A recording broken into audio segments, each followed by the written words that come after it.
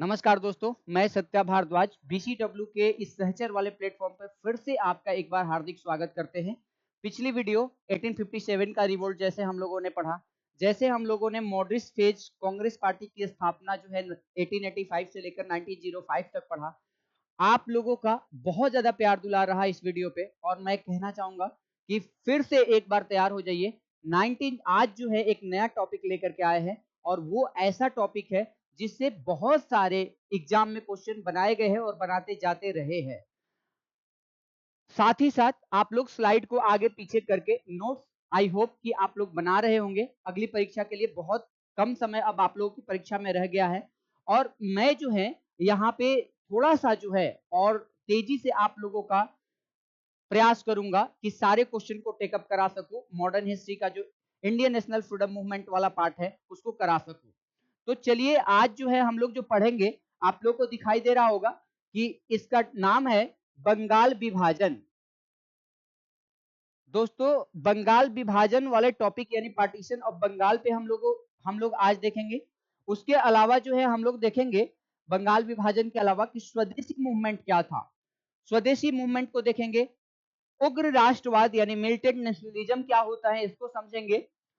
Extremism जो है उग्र जो है हम देखेंगे मॉडरेट फेज पढ़ चुके हैं, लेकिन अब एक्सट्रीमिस्ट फेज जो है पढ़ेंगे उग्रवादी चरण के बारे में। तो आज बहुत सारे ऐसे टॉपिक पे हम बात करने वाले हैं जिसका डायरेक्ट कनेक्शन आपके एग्जाम से होने वाला है।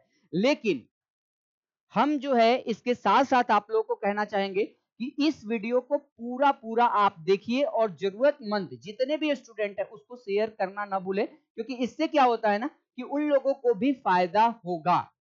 चलिए आते हैं जो है इस टॉपिक पे चलने से पहले जो हम लोग पढ़ रहे थे 1885 से लेकर 1905 तक का जो मॉडरेट फेज पढ़ रहे थे यानी उदारवादी चरण पढ़ रहे थे, जिसमें तमाम प्रकार के नेताओं को और कांग्रेस पार्टी को और उससे रिलेटेड एसोसिएशन के बारे में हम लोगों ने जाना था। तो उसमें जो थोड़ा सा छूट गया था उस टॉपिक को आप हम लोग कवर करेंगे और उसी के थ्रू जानने का प्रयास करेंगे कि आखिर जो है एक्सट्रीमिस्ट फेज का उदय क्यों हुआ। उग्रवादी जो लीडर्स है उन नेताओं का, जैसे लाला लाजपत राय जी पंजाब के रहने वाले हैं, पंजाब केसरी के नाम से जाने जाते रहे हैं। उसके अलावा बाल गंगाधर तिलक जी, जिसको भारत का बेताज बादशाह के नाम से जानते हैं, हिंदू राष्ट्रवाद का पिता के नाम से जानते हैं, वो महाराष्ट्र के रहने वाले। और इसके साथ साथ बिपिन चंद्र पाल जो बंगाल के थे, अरबिंदो घोष जी, इन सभी के बारे में आज जो है हम डिस्कस करेंगे। ताकि और इसके साथ साथ जो है बंगाल विभाजन के तमाम प्रकार के पार्टीशन ऑफ बंगाल के कारण को, कॉज क्या था, उसका पर्पस क्या था, और उसके बाद जो है बंगाल विभाजन के अगेंस्ट में जो भारत की जनता ने जो बंग भंग मूवमेंट चलाया, स्वदेशी मूवमेंट चलाया, उनको जानने का हम प्रयास करेंगे। तो चलिए स्टार्ट करते हैं। पीछे वाला जो कांग्रेस पार्टी को लेकर के कुछ रह गया था उसको पहले हम लोग क्लियर कर लेते हैं 15 मिनट 20 मिनट के अंदर, और फिर जाकर के इस टॉपिक को आगे देखते हैं, क्योंकि मेरा उद्देश्य यही है कि आप लोगों का क्वेश्चन ना के बराबर छूट पाए। यदि इस वाले सेगमेंट से क्वेश्चन आता है तो एक भी क्वेश्चन न छूटे, इसकी जो है पूरी हमारी प्रयास रहेगी। तो दोस्तों आइए स्टार्ट करते हैं हम लोग। कांग्रेस की आलोचना यानी क्रिटिसिज्म को लेकर के हम थोड़ा सा पढ़ लेते हैं कि आलोचना के संदर्भ में कभी कभी कुछ कथन कि ये स्टेटमेंट किसके द्वारा दिया गया है ये पूछ लिया जाता है। कांग्रेस पार्टी बन तो गई, इसके बारे में मैंने बताया था कि पॉलिटिकल ऑर्गेनाइजेशन एक ऐसा बना, एलन ओ केन ह्यूम ने बनाया और भारत के भी नेताओं का साथ रहा, जो भारत के पॉलिटिकल डिमांड्स के साथ इकोनॉमिकल डिमांड्स को भी पूरा करवाने के लिए, ब्रिटिश सरकार के समक्ष रखने के लिए जो भी प्रॉब्लम जनरेट होता था उस समय, तो उसके लिए एक बड़े व्यापक स्तर पे पॉलिटिकल ऑर्गेनाइजेशन की जरूरत थी दोस्तों। और इसके लिए जो है बन गई, लेकिन भारत के कुछ ऐसे नेता जो ये बोल रहे थे कि नहीं ये ब्रिटिश सरकार की चाल है। अब ये कौन कौन से नेता थे जो कांग्रेस पार्टी को लेकर के क्रिटिसाइज किए, आलोचना किए? इसमें तो ऐसे तो बहुत थे, लेकिन मैं बताऊं बहुत सारे इतिहासकारों में भी इसका अलग अलग राय रहा है। लेकिन आपको तीन ऐसे लोगों का नाम रखना है, याद रखना है, जिससे प्रश्न बनाए जाते रहे हैं, और वो है पहला नंबर पे लाला लाजपत राय जी। ये जो लाला लाजपत राय है, पंजाब केसरी जिसे कहा जाता है, पंजाब के रहने वाले, ये एक एक्सट्रीमिस्ट लीडर थे, उग्रवादी नेता थे। और इन्होंने भारत में उस समय पे यंग इंडिया नाम की एक मैगजीन जो है पब्लिश होती थी और उसी यंग इंडिया मैगजीन में पहली बार इन्होंने एक आर्टिकल लिखा कांग्रेस का क्रिटिसिज्म को लेकर के। उसमें कांग्रेस का क्रिटिसाइज किया गया था, आलोचना की गई थी।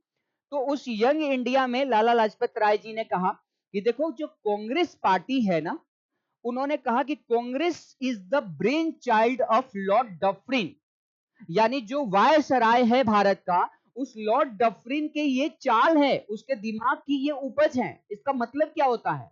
उन्होंने डायरेक्ट कांग्रेस पार्टी पे आरोप लगाया, बोला कि for Congress the interest of Indian public are in second place and the interest of British are in first place. यानी इसके लिए कांग्रेस पार्टी के लिए ब्रिटिश सरकार का जो हित है, जो बेनिफिट है, वो पहले स्थान पे है, जबकि भारत का दूसरे स्थान पे।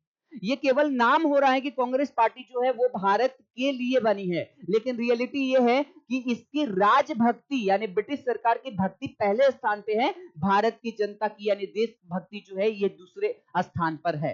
तो इन्होंने डायरेक्ट कांग्रेस पे आरोप लगाया था और इन्होंने एक थ्योरी दी थी यंग इंडिया में, जिसको दोस्तों हम लोग बोलते हैं सेफ्टी वॉल्व थ्योरी।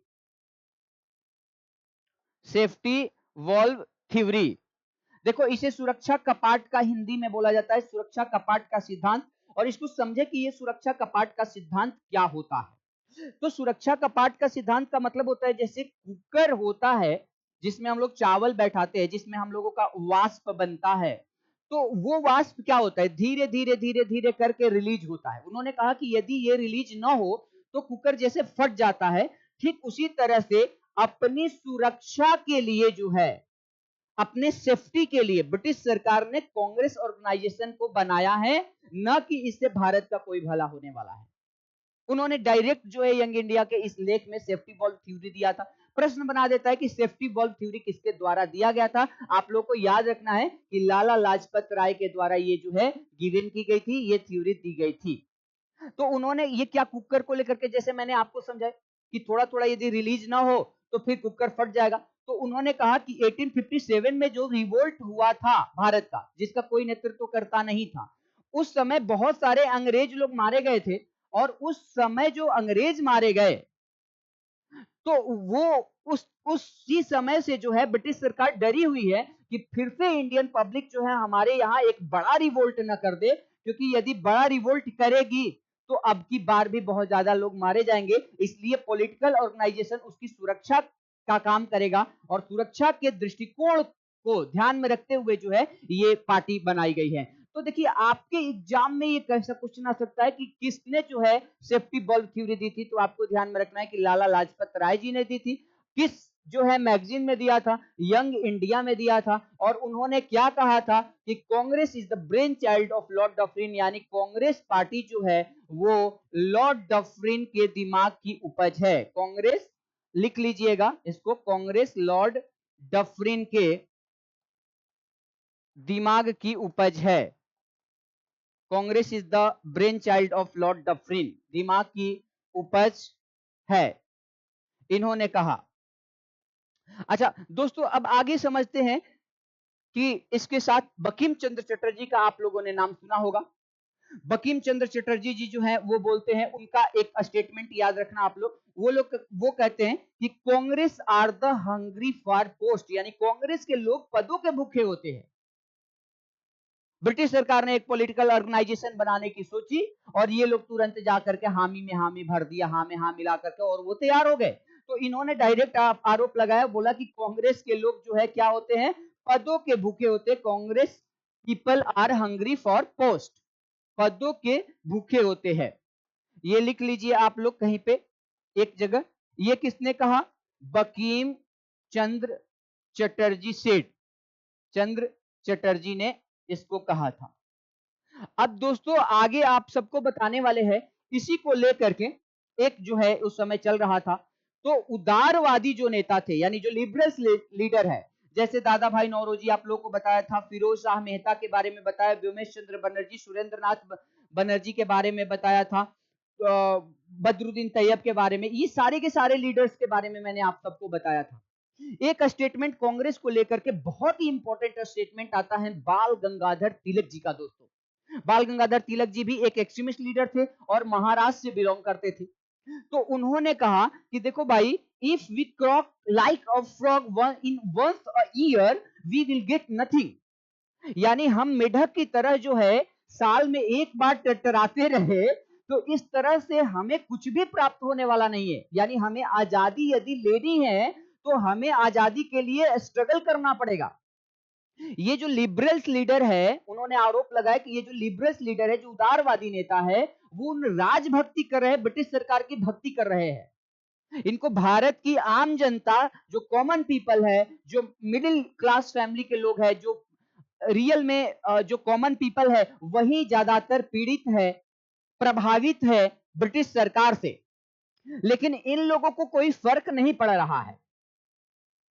उन्होंने कहा कि ये लिबरल्स लोग जो है ना, केवल जो है एक भिखमंगे की तरफ, लिबरल्स आर बेगर। उन्होंने कहा कि लिबरल्स जो है वो भिखारी होते हैं, भिखारियों की तरह भीख मांग रहे हैं, प्रेयर करके, पिटीशन करके, जा करके न्यूज़पेपर में पब्लिश करवा रहे हैं। मतलब हर तरह से हर काम तो कर रहे हैं भारत की जनता की समस्या का समाधान के लिए, लेकिन कोई स्ट्राइक करने के लिए तैयार नहीं है, कोई बड़ा मूवमेंट तैयार चलाने के लिए तैयार नहीं है ब्रिटिश सरकार के अगेंस्ट में। और ये लिबरल्स को लगता है कि यदि हम ऐसा करते हैं तो ब्रिटिश सरकार के कानून का, ब्रिटिश सरकार के कॉन्स्टिट्यूशन का जो है वो क्या होगा, ब्रिटिश सरकार के कॉन्स्टिट्यूशन का वायलेशन होगा, उल्लंघन होगा। यानी उदारवादी नेता जो है राजभक्ति दिखा रहे, भारत की आम जनता से उनको कोई मतलब नहीं है। चाहे जो है 50 रुपया केजी से बढ़ करके 500 रुपया केजी टमाटर क्यों ना हो जाए, या कुछ भी महंगाई बढ़े, या भारत की जनता की कोई प्रॉब्लम है तो वो भी सॉल्व नहीं करा पा रहे हैं। तो देखिए दोस्तों, मैं आपको बताऊंगा कि उदारवाद, अब इन्होंने क्या कहा कि ये ध्यान में रखना स्टेटमेंट कि बाल गंगाधर तिलक द्वारा ये दिया गया था स्टेटमेंट कि कांग्रेस के लोग जो है वो क्या होते हैं, एक भिखारी होते हैं। और ये जो है उन्होंने बताया कि न केवल जो है यदि एक साल में जो है हम मेढक की तरह एक बार टरटराए तो इससे हमें कुछ नहीं मिलने वाला है। एक्सट्रीमिस्ट लीडर्स जिसमें बाल गंगाधर तिलक जी, लाला लाजपत राय, बिपिन चंद्रपाल, अरविंद घोष आते हैं, उन लोगों का साफ स्पष्ट शब्दों में थ्योरी थी कि भारत को आजाद कराना है तो हमें स्ट्रगल करना पड़ेगा, ब्रिटिश सरकार के अगेंस्ट में जाना पड़ेगा, उनके रूल के, उनके कॉन्स्टिट्यूशन के जो रूल्स हैं उसके अगेंस्ट में जाना पड़ेगा। हमें कुछ अलग तरीका, मूवमेंट, स्ट्राइक करने के लिए हमें जो है डेमोन्स्ट्रेशन का तरीका यानी प्रदर्शन करने का तरीका जो है, और अपने देश के अंदर जो है ना एक जो स्वदेशी की भावना है, कहीं ना कहीं जो है आत्मनिर्भरता की भावना है, सेल्फ डिपेंडेंट की भावना, वो भरनी होगी और भारत के लोगों को जो है यूनाइट करना होगा। तभी जाकर के ये पॉसिबल हो पाएगा, न कि जो है चाटुकारिता करने से ब्रिटिश सरकार का। तो मैं ये दोस्तों बताना चाहता हूं कि इसको लेकर के उनकी साफ, उन्होंने एक स्टेटमेंट भी दिया था उग्रवादी नेताओं ने। तो उन्होंने, उनका मानना था कि देखो, हम जो है रियल में यदि चाहते हैं कि नहीं भारत को थोड़ा आजादी मिले, भारत की जनता की समस्या का समाधान हो पाए, तो उन्होंने कहा कि the getting off freedom would not be achieved by asking but by struggles.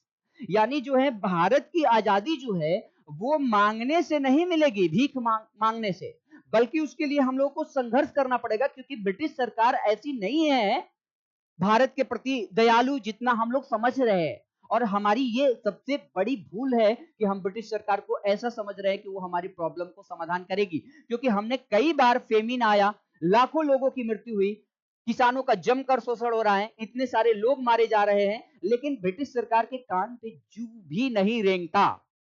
और ऐसे निर्दयी सरकार से हम लोगों की अपेक्षा करना जो है वो ठीक नहीं है। तो फिर वही बातें हैं। तो अब हम आप लोगों को ये तो स्टेटमेंट याद रखना लाला लाजपत राय जी का कि कांग्रेस जो है लॉर्ड डफरिन के दिमाग की उपज है। बंकिम चंद्र चटर्जी का याद रखना, कांग्रेस के लोग पदों के भूखे होते हैं। और फिर इसके अलावा बाल गंगाधर तिलक जी का कि यदि हम मेढक की तरह एक बार एक साल में टटराएंगे तो उससे हमें कुछ प्राप्त नहीं होगा, हमें स्ट्रगल करना होगा। तो ये स्टेटमेंट थोड़ा सा कांग्रेस को लेकर के याद रखना है, जो ये आलोचना रही मेन चीज है। अब मैं बता रहा हूं दोस्तों आप लोगों को कि इसके अलावा एक जो है, कुछ ऐसे मैंने बताया था आप सबको कि कुछ ऐसे नेता थे, कुछ ऐसे जो है लीडर्स थे, वो अंग्रेज थे लेकिन भारतीय राष्ट्रीय कांग्रेस से जुड़े हुए थे। मैंने बताया था आप लोगों को कि 1885 में खुद जो है जो ऑर्गेनाइजेशन तैयार किया था एलन ओपियन ह्यूम, वो भारत के लिए जो है उसका बहुत ज्यादा, भारत के स्वतंत्रता के पक्षधर थे और भारत के लिए उनका हृदय हमेशा जो है तड़पता था। ये बात मैं नहीं कह रहा बल्कि लाला लाजपत राय जी जैसे एक लीडर ने कहा था ये बातें कि भारत के दुर्दशा देख करके जो है एलन ओक्टेवियन ह्यूम का दिल रोता है। तो दोस्तों मैं एक बात बता रहा हूं यहाँ पे आप सबको, थोड़ा सा इसको देख लीजिए कि उसी समय में कुछ और भी हुए। जैसे मैंने बताया था कि फर्स्ट जो है यूरोपियन यानी अंग्रेज जो है, जो अध्यक्ष कांग्रेस पार्टी का बना था, वो 1888 में यानी चौथा उसका सेशन में बना हुआ था इलाहाबाद वाले कॉन्फ्रेंस में, जिसका नाम था जॉर्ज यूले। लेकिन उसके बाद की हम एक व्यक्ति और की बात करेंगे जिसका नाम था विलियम वेडरबन। William Wedderburn. अब ये विलियम वेडरबन था कौन? देखो, एक तो आप लोग समझिए ये ब्रिटिश आईएएस अधिकारी था, लेकिन ब्रिटिश आईएएस से जो है ये वो अधिकारी के साथ साथ 1893 में जो ब्रिटेन है उसके हाउस ऑफ कॉमन से चुनाव लड़ करके, हाउस ऑफ कॉमन्स, और मैंने आप लोग को पीछे बताया था हाउस ऑफ कॉमन्स जो है ब्रिटेन में, जैसे भारत में लोकसभा कहा जाता है पार्लियामेंट के सदन को, वैसे जो है ब्रिटेन में क्या कहा जाता है? हाउस ऑफ कॉमन्स कहा जाता है। तो हाउस ऑफ कॉमन्स में लिबरल पार्टी की तरफ से सांसद 1893 में चुना गया था। जरा इस बात को ध्यान में रखना, यानी एमपी मेंबर ऑफ पार्लियामेंट ये चुना गया था दोस्तों।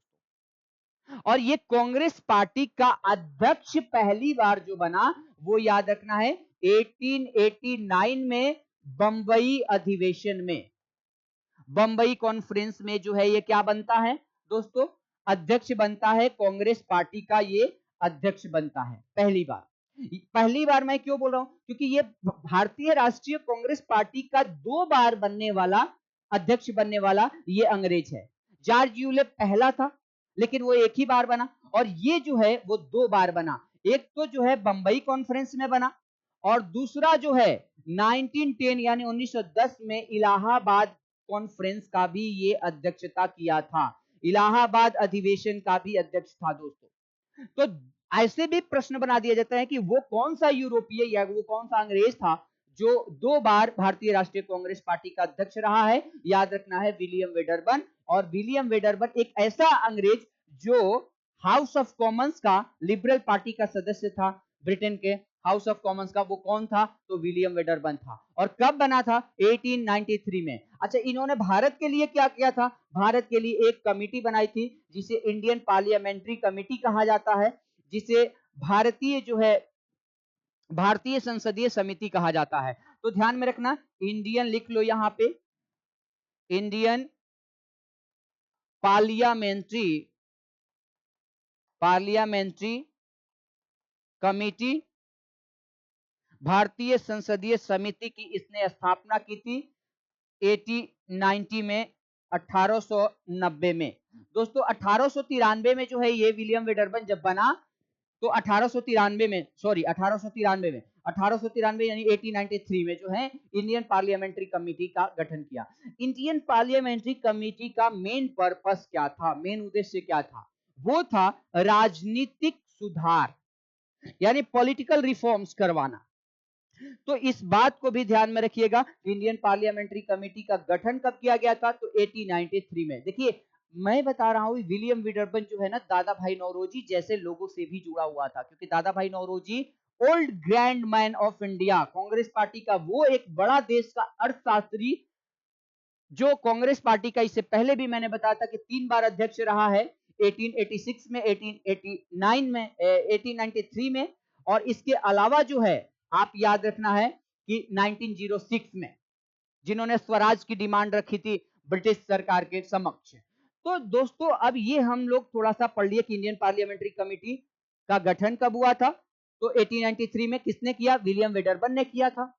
और विलियम वेडरबन जो है 2 बार भारतीय राष्ट्रीय कांग्रेस पार्टी का अध्यक्ष रहा है, और न केवल 2 बार भारतीय राष्ट्रीय कांग्रेस पार्टी का अध्यक्ष रहा है, बल्कि हाउस ऑफ कॉमन्स में 1893 में जो है वो लिबरल की तरफ से सांसद भी बना। और भारत के लिए भी मैंने बताया था कि दादा भाई नौरोजी एक ऐसा इकलौता भारतीय थे जो 1891 में दोस्तों हाउस ऑफ लॉर्ड्स के, यानी ब्रिटेन के पार्लियामेंट के राज्यसभा के जो है पहली बार सांसद चुने गए थे, एमपी चुने गए थे। इससे पहले चुनाव तो बिमल चंद्र बनर्जी भी, जो भारतीय राष्ट्रीय कांग्रेस पार्टी के पहले अध्यक्ष रहे हैं, वो भी चुनाव लड़े थे, हाउस ऑफ कॉमन्स की वो चुनाव लड़े थे, लेकिन एक ऐसा भारतीय जो चुनाव लड़ करके भी वहां पे ब्रिटिश चुनाव हार गए थे, हैं, जिसका नाम था बिमल चंद्र बनर्जी। वो पहले भारतीय हैं जो ब्रिटेन की संसदीय चुनाव में शामिल हुए थे, लेकिन हाउस ऑफ लॉर्ड से जो चुने गए 1891 में, जिसका नाम था दादा भाई नौरोजी, जो हमारे देश के एक बड़े इकोनॉमिस्ट रहे, महाराष्ट्र के जन्म खड़क गांव में जो है उनका जन्म हुआ था। तो बहुत सारी बातें इनके बारे में हम बताएंगे, इनकी बुक वगैरह के बारे में हम चर्चा कर दी है, पीछे वाले वीडियो को आप लोग देख लीजिए। बहरहाल हम आगे की तरफ थोड़ा सा बढ़ते हैं। अब आते हैं हम लोग दोस्तों नेक्स्ट पेज पे कि आखिर जो है आगे तब जाकर के क्वेश्चन आंसर आप लोग को सॉल्व करवाएंगे। थोड़ा सा इस बात को देख लीजिए, 1885 से लेकर के और 1905 यानी जो 20 साल का ये है टाइम, वो 20 साल को हम बोलते हैं, हमने बताया था कि मॉडरेट फेज के नाम से जाना जाता है, यानी कांग्रेस का जो है देश का राष्ट्र का उदारवादी चरण, जिसमें उदारवादी नेताओं ने कौन सा तरीका अपनाया था कि ब्रिटिश कॉन्स्टिट्यूशन को फॉलो करते हुए भारत की जनता के प्रॉब्लम को सॉल्व करवाना। लेकिन ये 20 साल में ऐसा क्या हुआ कि उग्रवाद का जन्म हो गया, एक्सट्रीमिज्म का जन्म हुआ। लाला लाजपत राय, बिपिन चंद्र पाल, बाल गंगाधर तिलक, ये सब क्या थे? मिडिल क्लास फैमिली के थे, महाराष्ट्र के किसान नेता थे, जिसका नाम था बाल गंगाधर तिलक जी। तो आखिर इन लोगों को आगे क्यों आना पड़ा? एक तो बात जरा समझिए कि ये 20 सालों में जो उदारवादी नेता थे, जिसको हम लिबरल्स बोलते हैं दोस्तों, या मॉडरिस्ट बोलते हैं, इन उदारवादी नेताओं, जैसे हमने फिरोज शाह मेहता वगैरह की बात की थी, दादा भाई नौरोजी, मोतीलाल नेहरू की और आरसी दत्त वगैरह की, तो ये लोग 20 साल में भारत की जनता, जो आम पब्लिक है, उनकी समस्या का सॉल्व कराने में असक्षम रहे। इसका मतलब क्या है कि रूल तो इन लोगों के द्वारा 20 साल तक किया गया, कांग्रेस पार्टी जो है का रूल जो है 20 सालों तक लिबरल्स के द्वारा किया गया। Congress are ruled by liberals from 1885 to 1905, but this period Congress party is not could not be an organization of Indian common people. वो भारत के आम जनता का एक संगठन नहीं बन पाई 20 सालों में, क्योंकि भारत के आम जनता का कोई प्रॉब्लम सॉल्व इन लोगों से नहीं हो रहा था।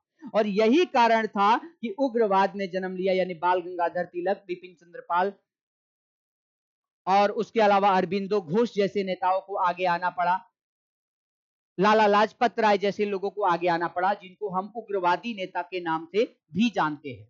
तो ये मैंने बता दिया कि इन लोगों का इस टाइम तक जो है ना, केवल जो है अर्बन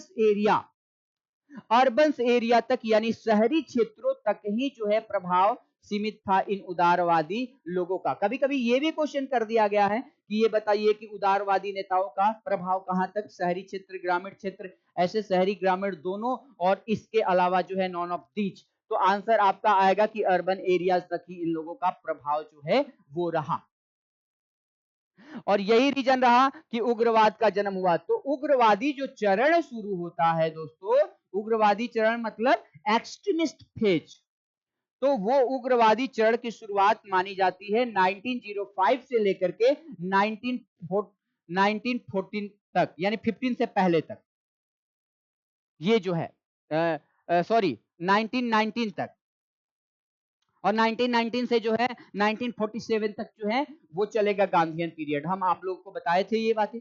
अब ये उग्रवादी में उग्रवादी नेता मैंने अभी बताया, जो संघर्ष करके क्या करना चाहते थे, देश की को आजाद करवाना चाहते थे, वो इसके लिए ब्रिटिश सरकार के जो कॉन्स्टिट्यूशन है, ब्रिटिश सरकार के रूल है, उसके अगेंस्ट में जाकर के भी जरूरत पड़े तो भारत को जो है वो आजाद कराना चाहते थे। लेकिन उनकी आजादी का मतलब क्या था? इस उग्रवादी नेता में आप लोग याद रखना, एक तो लाल, लाल का मतलब लाला लाजपत राय दोस्तों, बाल कहा जाता है बाल गंगाधर तिलक को, तीसरे नंबर पे याद रखना बिपिन चंद्र पाल, पाल कहा जाता है पाल, बिपिन चंद्र पाल लिख लेना इसको, और ये भी उग्रवादी नेता। और चार ये फेमस नेता का नाम याद रखना, अरबिंदो घोष। अब मैं एक बात बताऊं आप लोगों को, ये अरबिंदो घोष जो है एक्सट्रीमिस्ट लीडर से सन्यासी बनने वाले पहले ऐसे नेता हुए हैं भारत के। और ये चारों थे कहां के? तो बिपिन चंद्रपाल और अरबिंदो घोष, ये दोनों के दोनों बंगाल के रहने वाले थे दोस्तों। और ये जो लाला लाजपत राय थे जिसे पंजाब केसरी, तो पंजाब के रहने वाले थे। और ये जो है महाराष्ट्र के किसान बाल गंगाधर तिलक जो है महाराष्ट्र के किसान नेता थे, महाराष्ट्र के किसान नेता थे। तो हमने अभी पढ़ा कि उग्रवादी चरण की जो शुरुआत मानी जाती है वो 1905 से स्टार्ट होकर के 1919 तक चलता है। और इस बीच जो है लाला लाजपत राय, बाल गंगाधर तिलक, बिपिन चंद्रपाल और बिंदु घोष जैसे नेताओं का जन्म होता है। इनकी रैलियों के दौरान लाखों लोग आते हैं। क्यों? क्योंकि भारत की जनता, जो आम जनता और मध्यम वर्गीय मिडिल क्लास फैमिली के लोग, जो कॉमन पीपल वगैरह जो है, वो प्रभावित थे, ब्रिटिश सरकार से परेशान थे। वो इनमें इनकी रैलियों में जाकर के सपोर्ट करना शुरू किए और बहुत ही कम समय में इन लोगों को जो है एक बहुत बड़ा जो है उस समय के ये नेता बन करके उभर करके आए सामने, जो भारत की आम जनता की समस्या समाधान कराने के लिए ब्रिटिश सरकार के कॉन्स्टिट्यूशन के अगेंस्ट में भी जाकर के जो है उनका स्ट्राइक करना या डेमोन्स्ट्रेशन करना, अपने चीजों को स्वदेशी के रूप में अपनाना, ये सब बातें आगे बताएंगे। फिलहाल अभी इतना समझिए कि उग्रवादी चरण हम लोगों ने शुरू कर दिया है। और ध्यान में रखना यहीं पे कि इसी में बाल गंगाधर तिलक ये वो नेता है जो स्वराज की जो है वो मांग करेंगे, स्वराज शब्द का प्रयोग करेंगे। 1893 में पहली बार जो है स्वराज का प्रयोग किया गया था, यूज किया गया था बाल गंगाधर तिलक के द्वारा। हालांकि इसको लेकर के एक बातें ध्यान में रखना है, जब पॉलिटिकल वे में काम बात कहे कि स्वराज शब्द का पहले बार यूज कब किया गया राजनीतिक दृष्टिकोण से, तो वो नाम आएगा बाल गंगाधर तिलक का 1893 में। और इनके स्वराज का मतलब क्या था? इनके स्वराज का मतलब था कि भाई आप सेंट्रल गवर्नमेंट में भले शासन करो, आप करो, लेकिन हम अलग अलग राज्यों में हमारी अपनी भी सरकार बने और हमें आजादी दी जाए जो जरूरत है। तो स्वराज का मतलब होता है अपना राज, जिसपे हमारे लोग जो है भी चुनाव जीत करके जा सके और अलग अलग राज्यों में सरकार बना सके, स्थापना कर सके। तो पॉलिटिकल वे में स्वराज वर्ड का यूज जो किया गया वो बाल गंगाधर तिलक का। हालांकि स्वराज वर्ड का सबसे पहली बार देखा जाए तो प्रयोग जिन्होंने किया था, थोड़ा सा वो रिलीजियस वे में था, धार्मिक दृष्टिकोण से था, तो उनका नाम आता है दयानंद सरस्वती। दोस्तों, दयानंद सरस्वती। अब ये दयानंद सरस्वती जी है कौन, इसके बारे में और आगे हम चर्चा करेंगे। तो दयानंद सरस्वती जी जो है वो दयानंद सरस्वती जी आर्य सोसाइटी के, आर्य समाज के फाउंडर रहे हैं, संस्थापक रहे हैं। आप लोगों ने नाम सुना होगा और आगे हमें पढ़ाना भी है। तो आर्य समाज के फाउंडर दयानंद सरस्वती जी, और इन्होंने एक बुक लिखा था जिसका नाम था सत्यार्थ प्रकाश, जिसमें उन्होंने कहा था वेदों की ओर लौटो। ये किसका नारा है? तो ये स्टेटमेंट दिया गया वेदों की ओर लौटो वाला दयानंद सरस्वती के द्वारा। तो ये सत्यार्थ प्रकाश वाली जो इनकी बुक पब्लिश हुई ना, तो इसी सत्यार्थ प्रकाश वाली बुक में इन्होंने स्वराज शब्द का पहली बार इस्तेमाल किया था।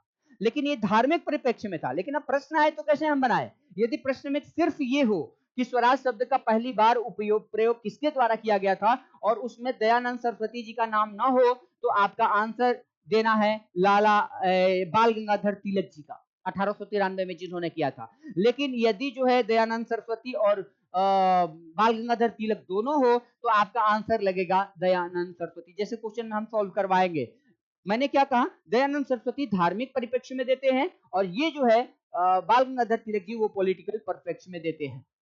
तो ये मैंने बताया। अब देखो ये उग्रवादी नेताओं का तरीका क्या था देश को आजादी कराने का। तो ये अभी मैंने कहा कि जरूरत पड़े तो स्ट्राइक वगैरह ये करते थे, हड़ताल वगैरह करते थे। मतलब उस समय जरूरत पड़े तो अपने देश के लोगों को आत्मनिर्भर बनाने के लिए इन्होंने डेमोन्स्ट्रेशन यानी प्रदर्शन का सहारा लिया। जैसे धार्मिक जो पुस्तकें हैं उन लोगों को, अपने देश के लोगों को बांट बांट करके और धार्मिक रूप से जोड़ने का प्रयास करना। उसके अलावा जो है महाराष्ट्र में यदि हम बात करें तो दो ऐसे जो है फेस्टिवल मनाया गया, जिसे फेस्टिवल के सहारे, पर्व त्योहारों का देश है भारत, उसके आधार पे हिंदू लोगों को जोड़ा जा सके। तो मैं ये बता रहा हूं कि महाराष्ट्र में क्या हुआ कि महाराष्ट्र में बाल गंगाधर तिलक जी ने, एक जगह पे ये लिख लेना कि बाल गंगाधर तिलक जी ने, बाल गंगाधर, बाल केवल लिखते हैं आप लोग, बाल गंगाधर तिलक लिख लेना, दो जो है फेमस न्यूज़पेपर भी पब्लिश किया। एक का नाम था केसरी और एक का नाम था मराठा, जिसमें ब्रिटिश सरकार के खिलाफ जो है और अपने देश की समस्याओं को के लिए लोगों को जागरूक करने की बात कही जाती थी। और जो भी उस समय जो है रणनीति बनता था उसका उल्लेख किया जाता था इस दो जो है केसरी और मराठा नाम की जो मैगजीन है उसमें। और इसके अलावा बाल गंगाधर तिलक जी ने और क्या किया, तो बाल गंगाधर तिलक जी ने महाराष्ट्र में, ठीक वैसे ही बिपिन चंद्र पाल ने बंगाल में, अरविंदो घोष ने बंगाल के लोगों को जो है जागरूक करने का काम किया, लाला लाजपत राय ने पंजाब में किया। तो अब जो है इन्होंने दो जो है महोत्सव यानी फेस्टिवल मनाया वहां पे। आप लोगों ने गणपति बप्पा मौर्य, महाराष्ट्र का काफी फेमस जो है गणेश भगवान का गणेश महोत्सव, गणेश फेस्टिवल जो है वो वहां का है। तो दोस्तों याद रखना कि गणेश फेस्टिवल यानी गणेश महोत्सव की शुरुआत किसके द्वारा मानी जाती है, तो गणेश महोत्सव वहां पे इसी भारत की आजादी के परिप्रेक्ष्य में लोगों को एकजुट करने के लिए, लोगों में आत्म जो है विश्वास, अपने देश की संस्कृति, अपने देश की सभ्यता, अपने देश की परंपराओं के प्रति जो है जागरूक करने के लिए इन्होंने गणेश महोत्सव की शुरुआत बाल गंगाधर तिलक जी ने 1893 में किया।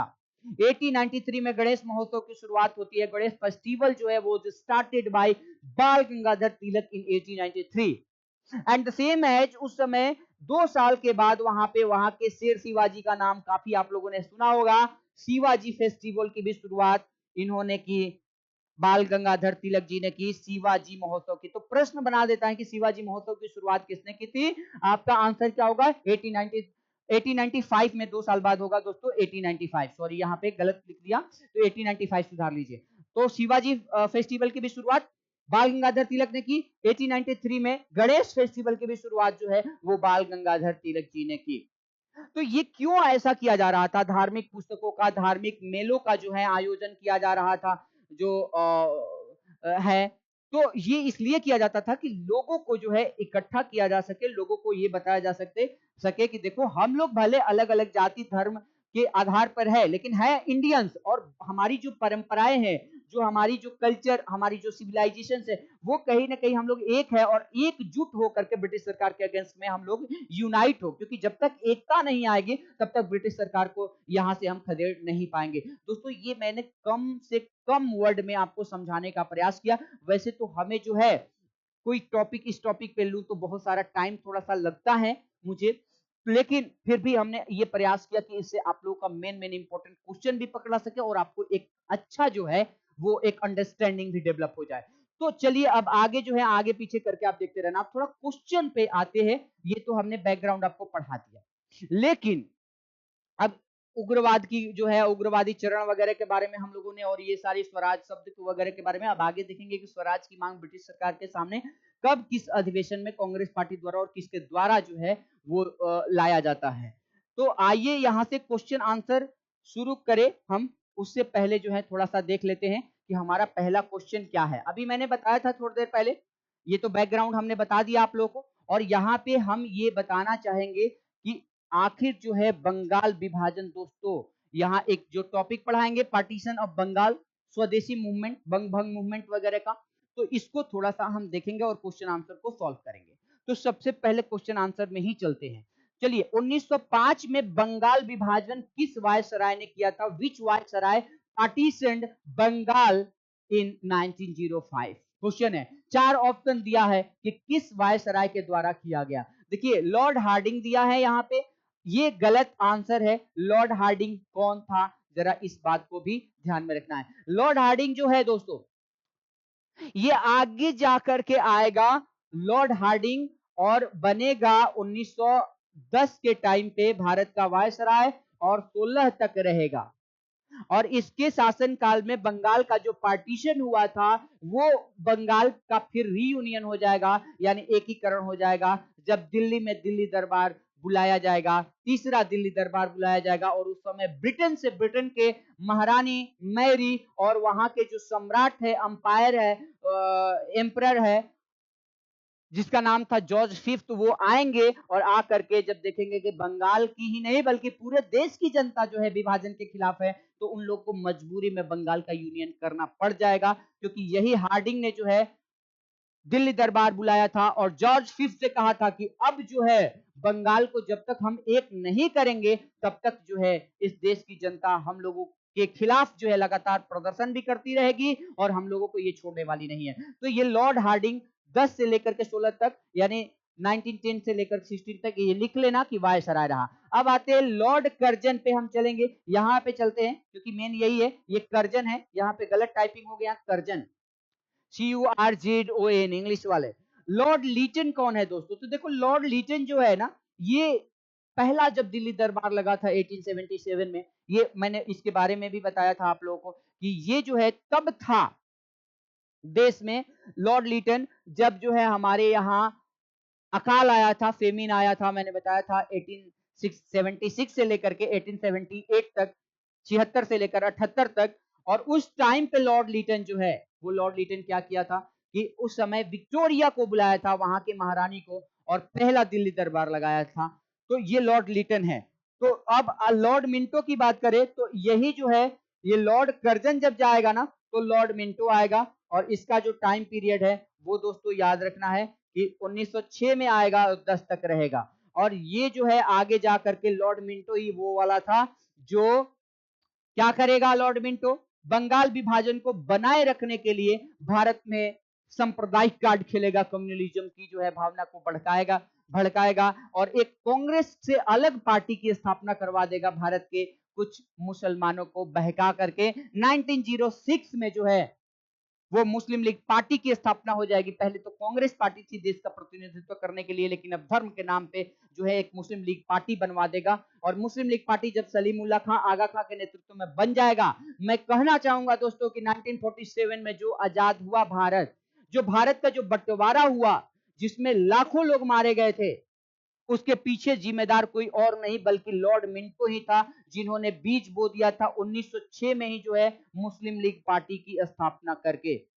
और कहा जाता है ना दोस्तों कि देखिए रिश्ता जो है, कोई भी रिश्ता है वो टूटता है, और यदि फिर भी जुड़े कुछ समय के बाद जाकर के, तो वो पहले वाली जो मिठास होती है ना, वो फिर से नहीं आ पाती।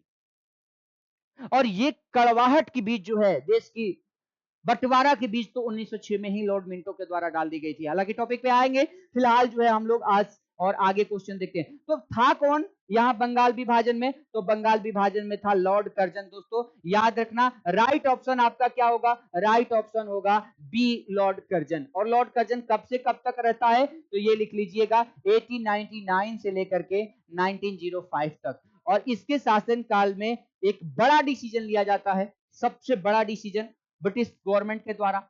और ऐसा डिसीजन जिसपे पूरे भारत की जनता, क्योंकि अब तक जो लिए जा रहे थे, ब्रिटिश सरकार के द्वारा जो पॉलिसी लाई जा रही थी, वो ब्रिटिश सरकार की पॉलिसी से भारत की जनता कहीं ना कहीं वो असंतोष और आक्रोश तो उमड़ा ही था। लेकिन ये तो हद ही हो गया कि हिंदू और मुस्लिम के आधार पर बंगाल का विभाजन कर दिया जाए, बंगाल को तोड़ दिया जाए। और क्यों? क्योंकि भारत में राष्ट्रवाद की भावना यानी नेशनलिज्म की भावना न विकसित हो सके। तो अब सवाल है कि दोस्तों नेशनलिज्म क्या होता है, आखिर राष्ट्रीय चेतना का उभार क्यों होने लगा, कब होने लगा? तो इसके पीछे जो है कारण थोड़ा सा देख लीजिए, और तब जाकर के हम आगे की तरफ बढ़ते हैं दोस्तों। तो हम यहाँ पे आप सबको कहना चाहेंगे कि ये वाला जो पीरियड रहा, अभी जो मैंने अभी आप लोगों को उठाया, किसे? राष्ट्रवाद, नेशनलिज्म। देखिए भारत के लोगों में नेशनलिज्म की भावना कब थी? तो इससे पहले थोड़ा सा आना पड़ेगा कि 1885 से लेकर के 1905 तक जो उदारवादी चरण था, एक्सट्रीमिस्ट पीरियड था, इस बीच दो ऐसी, वैसे तो बहुत सारे कारण हैं, लेकिन मैं बता रहा हूं आप लोगों को यहाँ पे शॉर्ट में, क्योंकि आप लोग का एग्जाम है तो क्वेश्चन आंसर भी बहुत सारा कराना है। तो अब मैं आपको बताना चाहूंगा कि इसका अंतरराष्ट्रीय प्रभाव भी था। और वो अंतरराष्ट्रीय प्रभाव क्या था दोस्तों? तो इसको जरा सा समझिए। जैसे 1896 में क्या होता है कि इथोपियन इटालियन वार होता है। इथोपिया एक देश का नाम है दोस्तों। इथोपियन वर्सेस इटालियन वार, यानी इटालियन इटली को कहा जाता है। इन लोगों में युद्ध छिड़ जाता है। इथोपिया जो है वो इटली से एक छोटा और कम पावरफुल कंट्री है, लेकिन फिर भी इस युद्ध में 1896 में क्या होता है कि इथोपिया जो है इटली जैसे देश को हरा देता है, यानी इटली हार जाता है दोस्तों, और इथोपिया जो है वो जीत जाता है। यानी 1896 के जो वार है, in this war Italian was badly defeated by Ethiopia.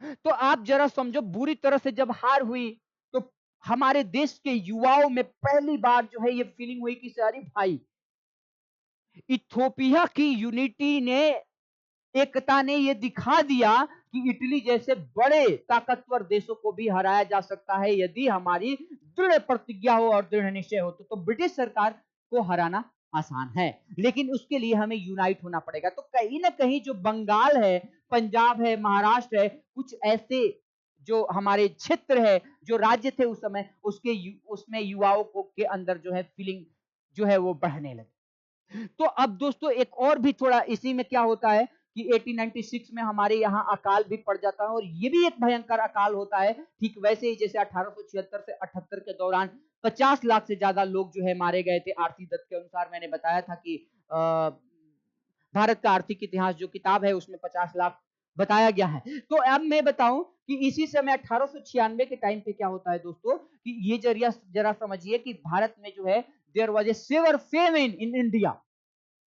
तो पूरे भारत में जो है अकाल पड़ता है और देश जो है में काफी लोग मरने लगते हैं, लेकिन फिर भी इस समय जो है ब्रिटिश सरकार के द्वारा कुछ ऐसा नहीं किया जाता है जिससे भारत के लोगों को जो है वो शांति मिले। और इसका प्रभाव ये हुआ कि पंजाब के जो अधिकांश लोग हैं वो जाकर के कनाडा में, अमेरिका में, पंजाब में भी इसका असर देखा गया था। वो जाकर के दूसरे दूसरे देशों में, मतलब हमारे देश से पलायन होने लगा था। और उस पलायन के लिए जिम्मेदार कौन था? ब्रिटिश सरकार। ब्रिटिश सरकार जो है उस अकाल में भी कुछ नहीं कर पाई। तो भारत की जनता की असंतोष और आक्रोश की भावना बढ़ना जो है ना ब्रिटिश सरकार के खिलाफ दोस्तों स्वाभाविक ही था।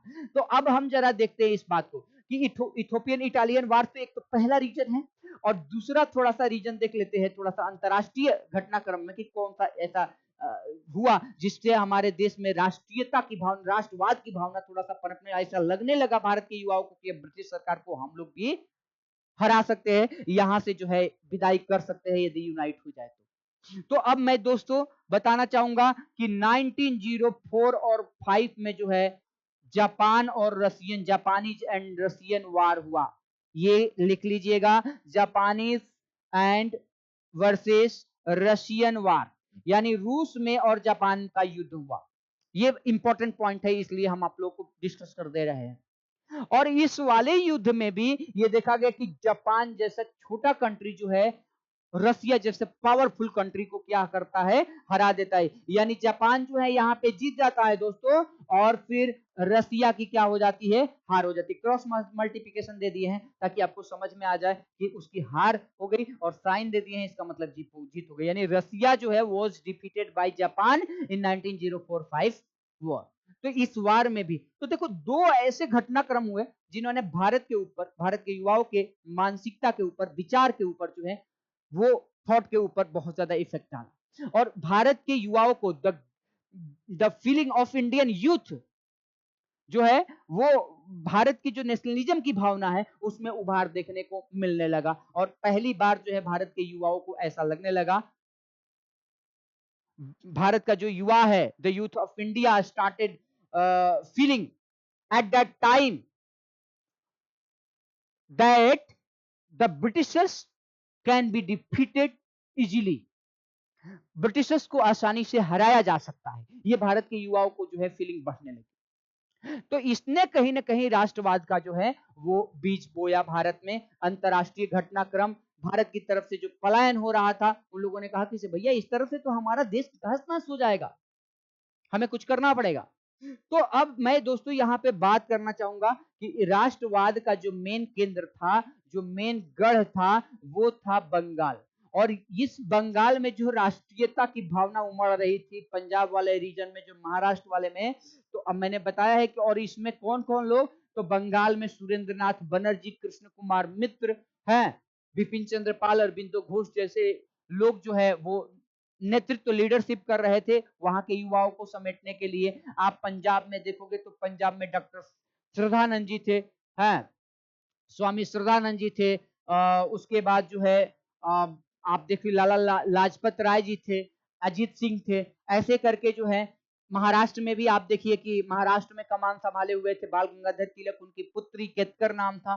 तो ऐसे करके बहुत सारे लोग जो है अपने ये राष्ट्रवाद की अपने देश के युवाओं को जागरूक करने में लगे हुए थे। तो मैं बताऊंगा कि ये जो गढ़ था राष्ट्रवाद, इसी राष्ट्रवाद की जो है वो राष्ट्रवाद को कमजोर करने के लिए कि भारत में यूनिटी ना हो पाए, कर्जन ने जो है बंगाल के विभाजन के बारे में सोचा। क्योंकि कर्जन जो है ना वो राष्ट्र विरोधी था, एंटी नेशनलिस्ट था। कर्जन जो है वो एंटी नेशनलिस्ट था, वो भारत के विरोधी था, उसका दृष्टिकोण। और वो चाहता क्या था कि ब्रिटिश जो एम्पायर है उसको आगे जो है एक्सटेंड किया जाए, ब्रिटिश साम्राज्य को विकास आगे जो है बढ़ाया जाए।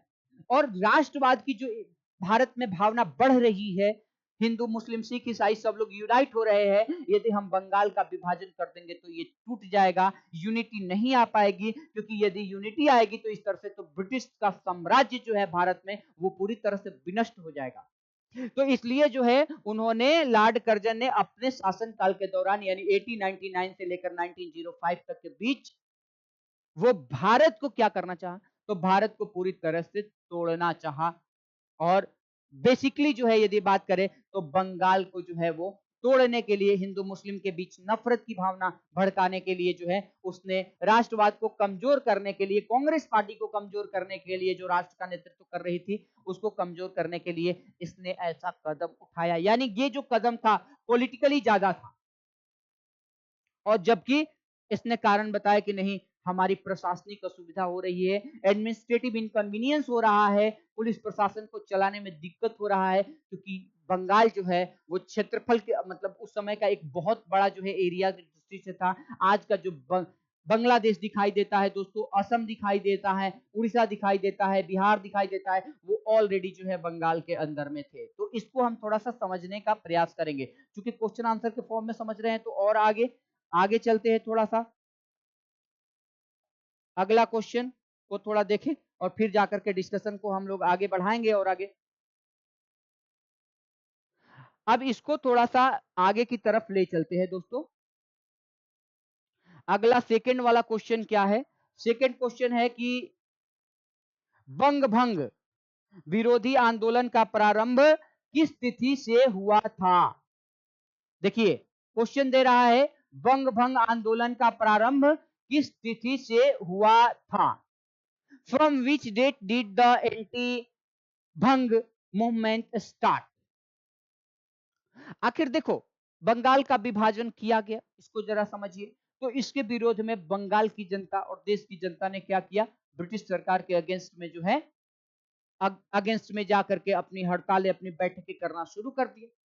तो आखिर जो है ये कैसे हुआ, इसको थोड़ा सा हम समझ लेते हैं ताकि आगे वाला क्वेश्चन और कब हुआ सारे के सारे क्वेश्चन आंसर। और मैं फिर, मेरी तो पढ़ाने का तरीका आप लोग जानते हैं, थोड़ा सा ये टॉपिक लिए और इसको लेकर के हम डिस्क्राइब कर देते हैं, अच्छे से व्याख्या कर देते हैं, एनालिसिस कर देते हैं, ताकि आप लोग को टॉपिक पे कमांड बन जाए। और यदि टॉपिक पे कमांड बन गया तो क्वेश्चन आंसर आप ही लोगों से सॉल्व करवाते हैं और आप लोग इसे आसानी से सॉल्व करना। बशर्ते शर्त एक ही कंडीशन, इसको आप लास्ट तक देखोगे ना, आपकी पूरे दिमाग में जो है ये भर जाएगा कि आखिर जो है हुआ क्या था। और क्वेश्चन ना के बराबर छूटने की संभावना होगी, क्योंकि हमारा पूरा प्रयास रहेगा कि आप लोगों को कंप्लीट समझ में आ जाए। तो चलिए आगे चलते हैं। इसको जो है हम थोड़ा देखते हैं कि बंगाल का विभाजन किया गया तो बंगाल आखिर क्या था दोस्तों। देखिए सबसे पहले बंगाल को थोड़ा सा ज्योग्राफिकली समझने का हम प्रयास करें। ये है बंगाल, और उस समय सिर्फ एक बंगाल था। लेकिन जब बंगाल का ये बंटवारा, ऐसे में बंगाल में वायसराय जो है पूरे देश का कौन है? ब्रिटिश सरकार की तरफ से। तो 1899 से 1905 तक जिन्होंने बंगाल का पार्टीशन ऑफ बंगाल किया उसका नाम है लॉर्ड कर्जन। कर्जन जो है इस समय वायसराय था इस टाइम तक, यानी 6 साल तक रहा। और इसका जो है सबसे विवादास्पद जो कार्य रहा, कंट्रोवर्शियल वर्क रहा इसके टाइम में, तो वो रहा पार्टीशन ऑफ बंगाल। तो बंगाल का ये जो बंटवारा करता है, तो मैंने अभी बताया कि इसका पर्पस क्या था कि साम्राज्यवादी विस्तार करना, यानी जो है हमारा ब्रिटिश साम्राज्य को जो है एक्सटेंड करना, एम्पायर को। और भारत में जो नेशनलिज्म की भावना बढ़ रही है, नेशनल कॉन्शियसनेस बढ़ रहा है, राष्ट्रीय चेतना बढ़ रही है, यहाँ इन कांग्रेस पार्टी को कमजोर कर देंगे, भारत के लोगों को धर्म के आधार पर तोड़ देंगे, तो कभी यूनाइट नहीं हो पाएंगे और ये हमारे लंबे समय तक भारत में राज करने के लिए जरूरी है। तो अब इसको लेकर के देखो, हम बता रहे हैं कि जब ये बंटवारा के लिए जो है बात रखा गया, तो बंटवारा में ये बंटवारा कैसे होता है, पहली बार प्रस्ताव कब रखा जाता है, कब ये जो है बात कहा जाता है कि नहीं जो है अब ये बंगाल का बंटवारा किया जाएगा। जरा ध्यान में रखना, 3 दिसंबर 1903 को पहली बार जो है ये रेजोल्यूशन मतलब इसका प्रस्ताव जो है ब्रिटिश संसद में रखा जाता है, बोला जाता है कि भैया अब बंगाल का बंटवारा करना हमारे लिए जरूरी हो गया है। करजन कहता है कि देखो, बंगाल का बंटवारा हम इसलिए करना चाह रहे हैं क्योंकि हमें प्रशासनिक असुविधा हो रही है, प्रशासनिक असुविधा, एडमिनिस्ट्रेटिव इनकन्वीनियंस हो रही है, असुविधा हो रही है। आखिर प्रशासनिक असुविधा, उसने कारण बताया कि बंगाल के बंटवारे का सबसे बड़ा कारण क्या है कि प्रशासनिक असुविधा, बड़ा राज्य है, यदि बांट देंगे तो पुलिस प्रशासन हमारी आसानी से काम कर पाएगी। लेकिन क्या यह सही था? बिल्कुल भी नहीं था। अब इसको हम समझेंगे कि क्यों, आखिर कैसे हम कर सकते हैं कि प्रशासनिक असुविधा जो बताया करजन वो गलत था, और इसका कारण प्रशासनिक असुविधा से कहीं ज्यादा जो है वो राजनैतिक था। राजनैतिक मतलब भारत के जो है वो राष्ट्रवाद की भावना को खत्म करना, राष्ट्रीय चेतना को नष्ट करना, नेशनल कॉन्शियसनेस को जो है वो डिस्ट्रॉय करना, कांग्रेस पार्टी को कमजोर बनाना, ये राजनीतिक में आ जाएगा। तो अब देखो कैसे, क्योंकि आपको पता चलेगा जब किसी राज्य का बंटवारा हो तो ये समझ में, यदि क्षेत्रफल के दृष्टिकोण से बांटा जाए, एरिया के जो है पॉइंट ऑफ व्यू से बांटा जाए तो समझ में आता है। लेकिन मान लीजिए किसी पार्टिकुलर एरिया में कोई पार्टिकुलर जो है वो धर्म के लोग रहते हैं और किसी पार्टिकुलर एरिया में वो पार्टिकुलर धर्म के लोग रहते हैं, और दोनों को ऐसे करके डिसाइड किया जाए, आप क्या समझेंगे? और दूसरी बात है, 3 दिसंबर 1903 को इसका जो है प्रस्ताव जो तैयार किया गया था, वो ब्रिटिश ऑफिसर जिसका नाम था रिजले, ये जरा ध्यान में रखना है, बंगाल विभाजन का प्रस्ताव। और रिजले जो है 1904 में जो है दोस्तों, यहाँ पे रिजले का नाम लिख लेना, एच एच रिजले पूरा नाम था, एच एच रिजले, ये ब्रिटिश अधिकारी था और इसको काम दिया गया था। 1904 में ये क्या करता है, एक लेटर लिखता है करजन को एक लेटर लिखता है दोस्तों, और उस लेटर में खुल करके ये बोलता है रिजले कि बंगाल के बंटवारे से बंगाल की और इस देश की राष्ट्रीय जो एकता है, राष्ट्रवाद है, वो कमजोर पड़ेगा और ये हमारे लिए करना आवश्यक है। तो ये इसका लेटर ने ये खुलासा कर दिया, एक तो किसे नहीं, ये इसका कारण क्या रहा, बंगाल विभाजन का राजनीतिक कारण रहा। वो लोग जो है भारत के एकता को तोड़ना चाहते थे ताकि हम ज्यादा दिन तक यहाँ पे रहे, और हिंदू धर्म और मुस्लिम धर्म के आधार पे जो है भारत में एक फूट की बीज जो है बोलना चाहते थे कि हमेशा नफरत की भावना बढ़ जाए और यूनिटी आ ना सके। तो ये जरा ध्यान में रखना कि रिजले ने ही जो है क्या किया था, बंगाल बंटवारे का प्रस्ताव को बनाया था। रखा किसने था? करजन ने। किसके आदेश पे? उस समय प्रधानमंत्री, उस समय सम्राट कौन था? याद रखना है, सम्राट का नाम था एडवर्ड सेवेंथ, एडवर्ड सप्तम।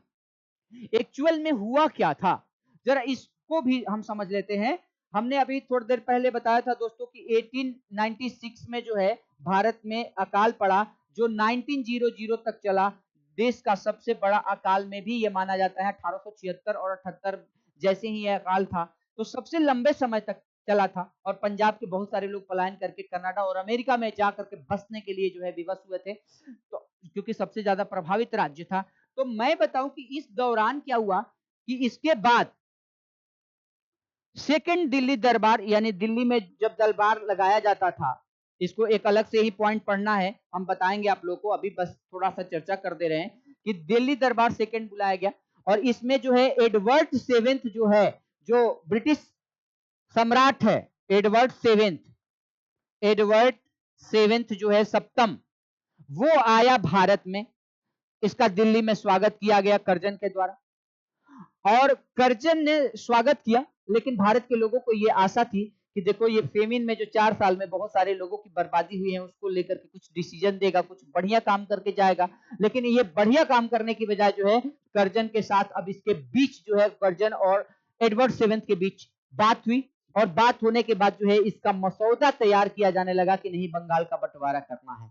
तो बंगाल के बंटवारे के पीछे न केवल जो है वो कर्जन जिम्मेदार था, बल्कि ब्रिटिश सम्राट जो एडवर्ड सेवेंथ आया था, उसी समय से ये बात जो है उसके एक मसौदे के रूप में तैयार की जाने लगी थी, और ब्रिटिश ऑफिसर रिजले ने जो है इसको तैयार करके दे दिया।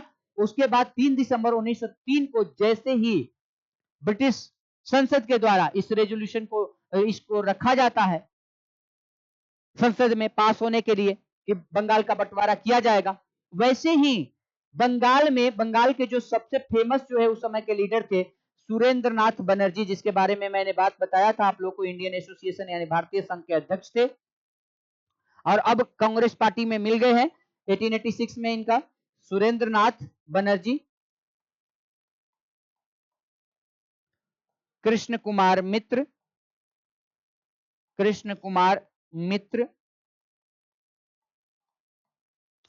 पृथ्वीश चंद्र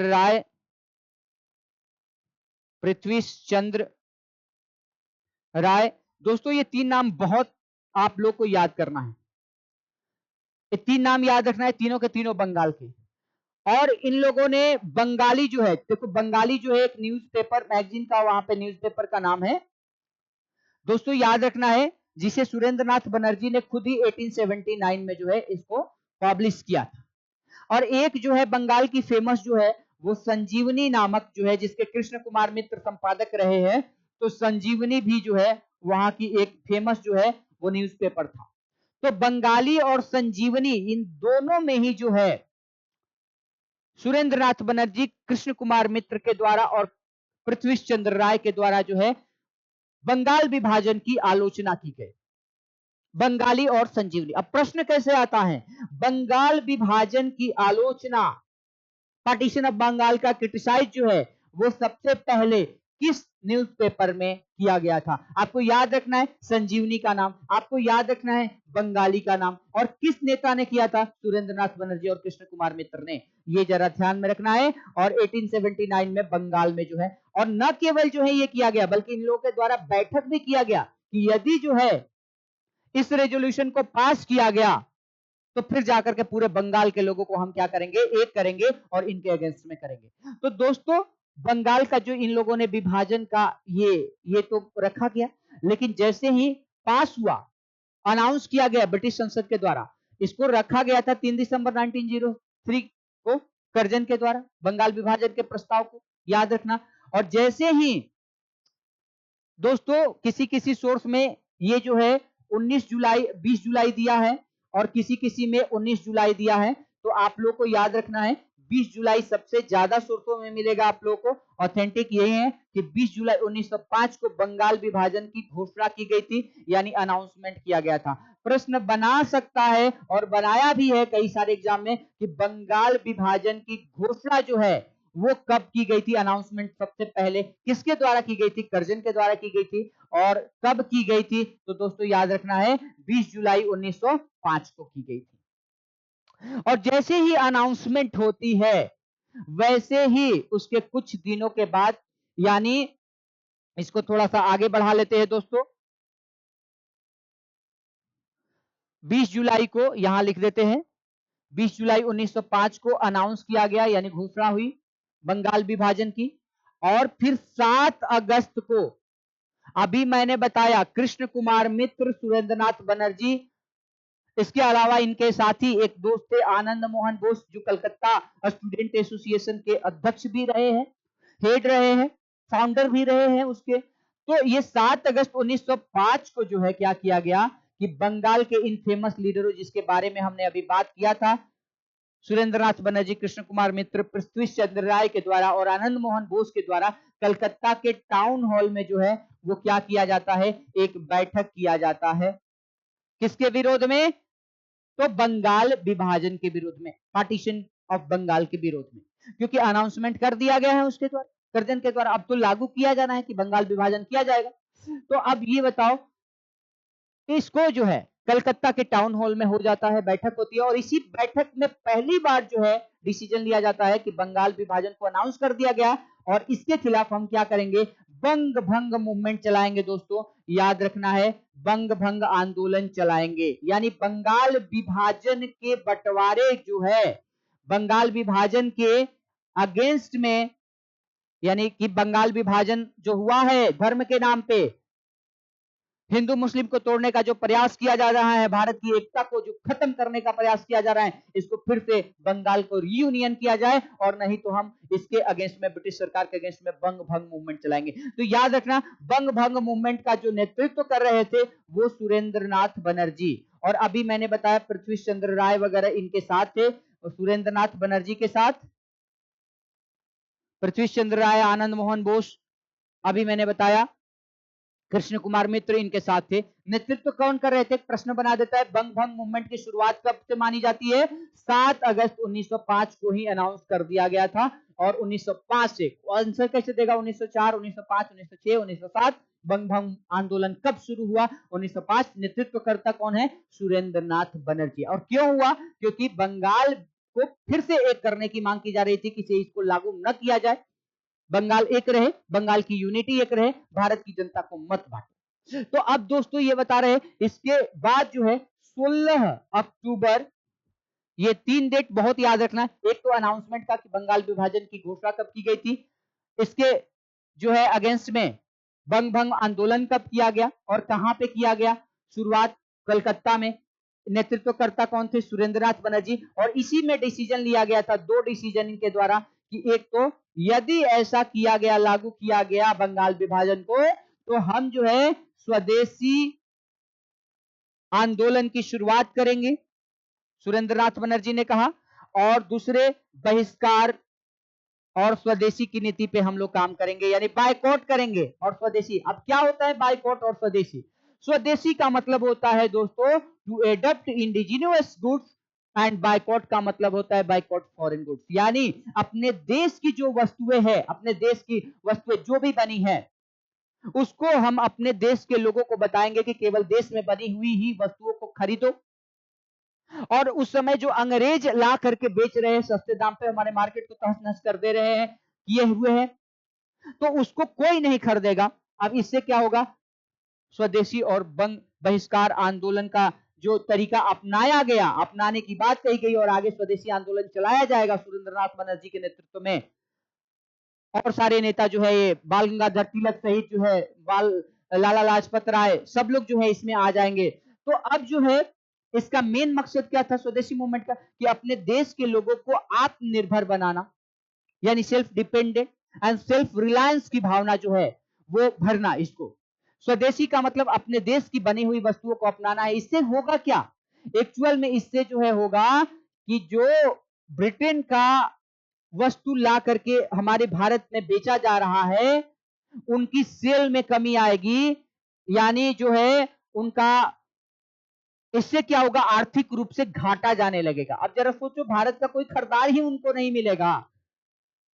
तो उनकी यहाँ पे सामान वस्तुएं जो है थिंग्स गुड्स बिकेगी नहीं, और जब सेल नहीं होगी तो उनको दिमाग टाइट होगा कि नहीं, भारत के लोग जो है वो क्या है, स्वदेशी को अपनाए हुए हैं और देश के लोगों को जागरूक, देश इसके लिए एक है कि नहीं, बंगाल को फिर से एक किया जाए। तो आर्थिक रूप से उन लोगों का स्वदेशी आंदोलन जब शुरुआत हुआ, तो स्वदेशी आंदोलन ने न केवल ब्रिटिश सरकार को आर्थिक रूप से घाटे में डाल दिया, 6 महीने के अंदर अंदर जो है उनकी जो यहां से भारत से जो बेनिफिट थी वो जो है उसकी कम हो गई, आधे से कम हो गई। तो अब जो है इसका असर दिखा, और जहां स्वदेशी आंदोलन ने ये किया, वही भारत के लोगों में आत्मनिर्भरता की भावना, भारत में भी हैंडलूम और हैंडीक्राफ्ट इंडस्ट्री जो है, हस्तकरघा और हस्तशिल्प उद्योग जो है उस समय तैयार होने लगे, भारत के लोगों का सामान बिकने लगा, भारत के व्यापारियों को थोड़ा बल्ले बल्ले होने लगा, तो भारत में एक जो है अलग जोश दिखने शुरू हुआ। तो ये तरीका काम किया स्वदेशी आंदोलन का, जो बंगाल विभाजन के खिलाफ में चलाया जा रहा है। बहिष्कार का मतलब होता है कि हम बहिष्कार न केवल जो है विदेशी वस्तुओं का बहिष्कार करेंगे, यानी थिंग्स का, गुड्स का जो है वो बहिष्कार करेंगे दोस्तों, बल्कि वस्तुओं के साथ साथ गुड्स का, स्कूल का, कॉलेज का, यूनिवर्सिटी का, अदालतों का, ये जो है अदालत का, सबका बहिष्कार करेंगे हमारे लोग। और तुम्हारे स्कूल में हमारा कोई पढ़ने नहीं जाएगा, तुम्हारे अदालत में कोई जो नहीं जाएगा, ये बहिष्कार का मतलब होता है। हमारे लोग नौकरी छोड़ेंगे, आएंगे, अब तुम जो है मंगाओ ब्रिटेन से जितना मंगाना है वर्कर, काम करने वाले मंगाओ, वहां से टीचर जो है पढ़ाने वाले मंगाओ, वहां से वकील काम करने वाले। और ब्रिटेन वाले जब अपने देश से मंगाएंगे तो क्या होगा, भारत के लोग जितना पे पैसे पे काम करते हैं उससे ज्यादा जो है 4 गुना 5 गुना अधिक देना पड़ेगा। तो ये एक तरह से ये स्वदेशी आंदोलन और बहिष्कार आंदोलन जो है आर्थिक रूप से ब्रिटिश सरकार को क्या करेगा, कमजोर बनाएगा, तोड़ करके रख देगा। और ये नीति जो है सुरेंद्रनाथ बनर्जी और वहां के बंगाल के जो फेमस लीडर अभी मैंने बताया उन लोगों ने लिया। तो 16 अक्टूबर को फाइनली जो है क्या होता है कि इसको लागू किया जाता है।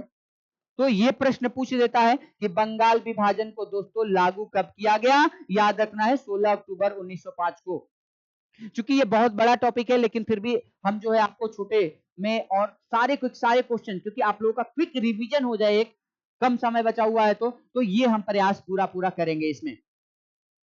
तो अब मैं बता रहा हूं लागू हुआ, और जैसे ही लागू हुआ तो लागू में क्या हुआ, क्या इसमें कहा गया था भाई कि आखिर एक्चुअल में कहा क्या गया था इसको लेकर के, एक सेकेंड।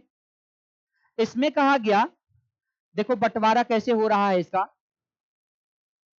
बंगाल विभाजन का दो पार्ट में बंटवारा किया गया। एक कहा गया कि ये ईस्ट बंगाल होगा यानी पूर्वी बंगाल होगा, और एक बोला गया पश्चिमी बंगाल यानी वेस्ट बंगाल होगा।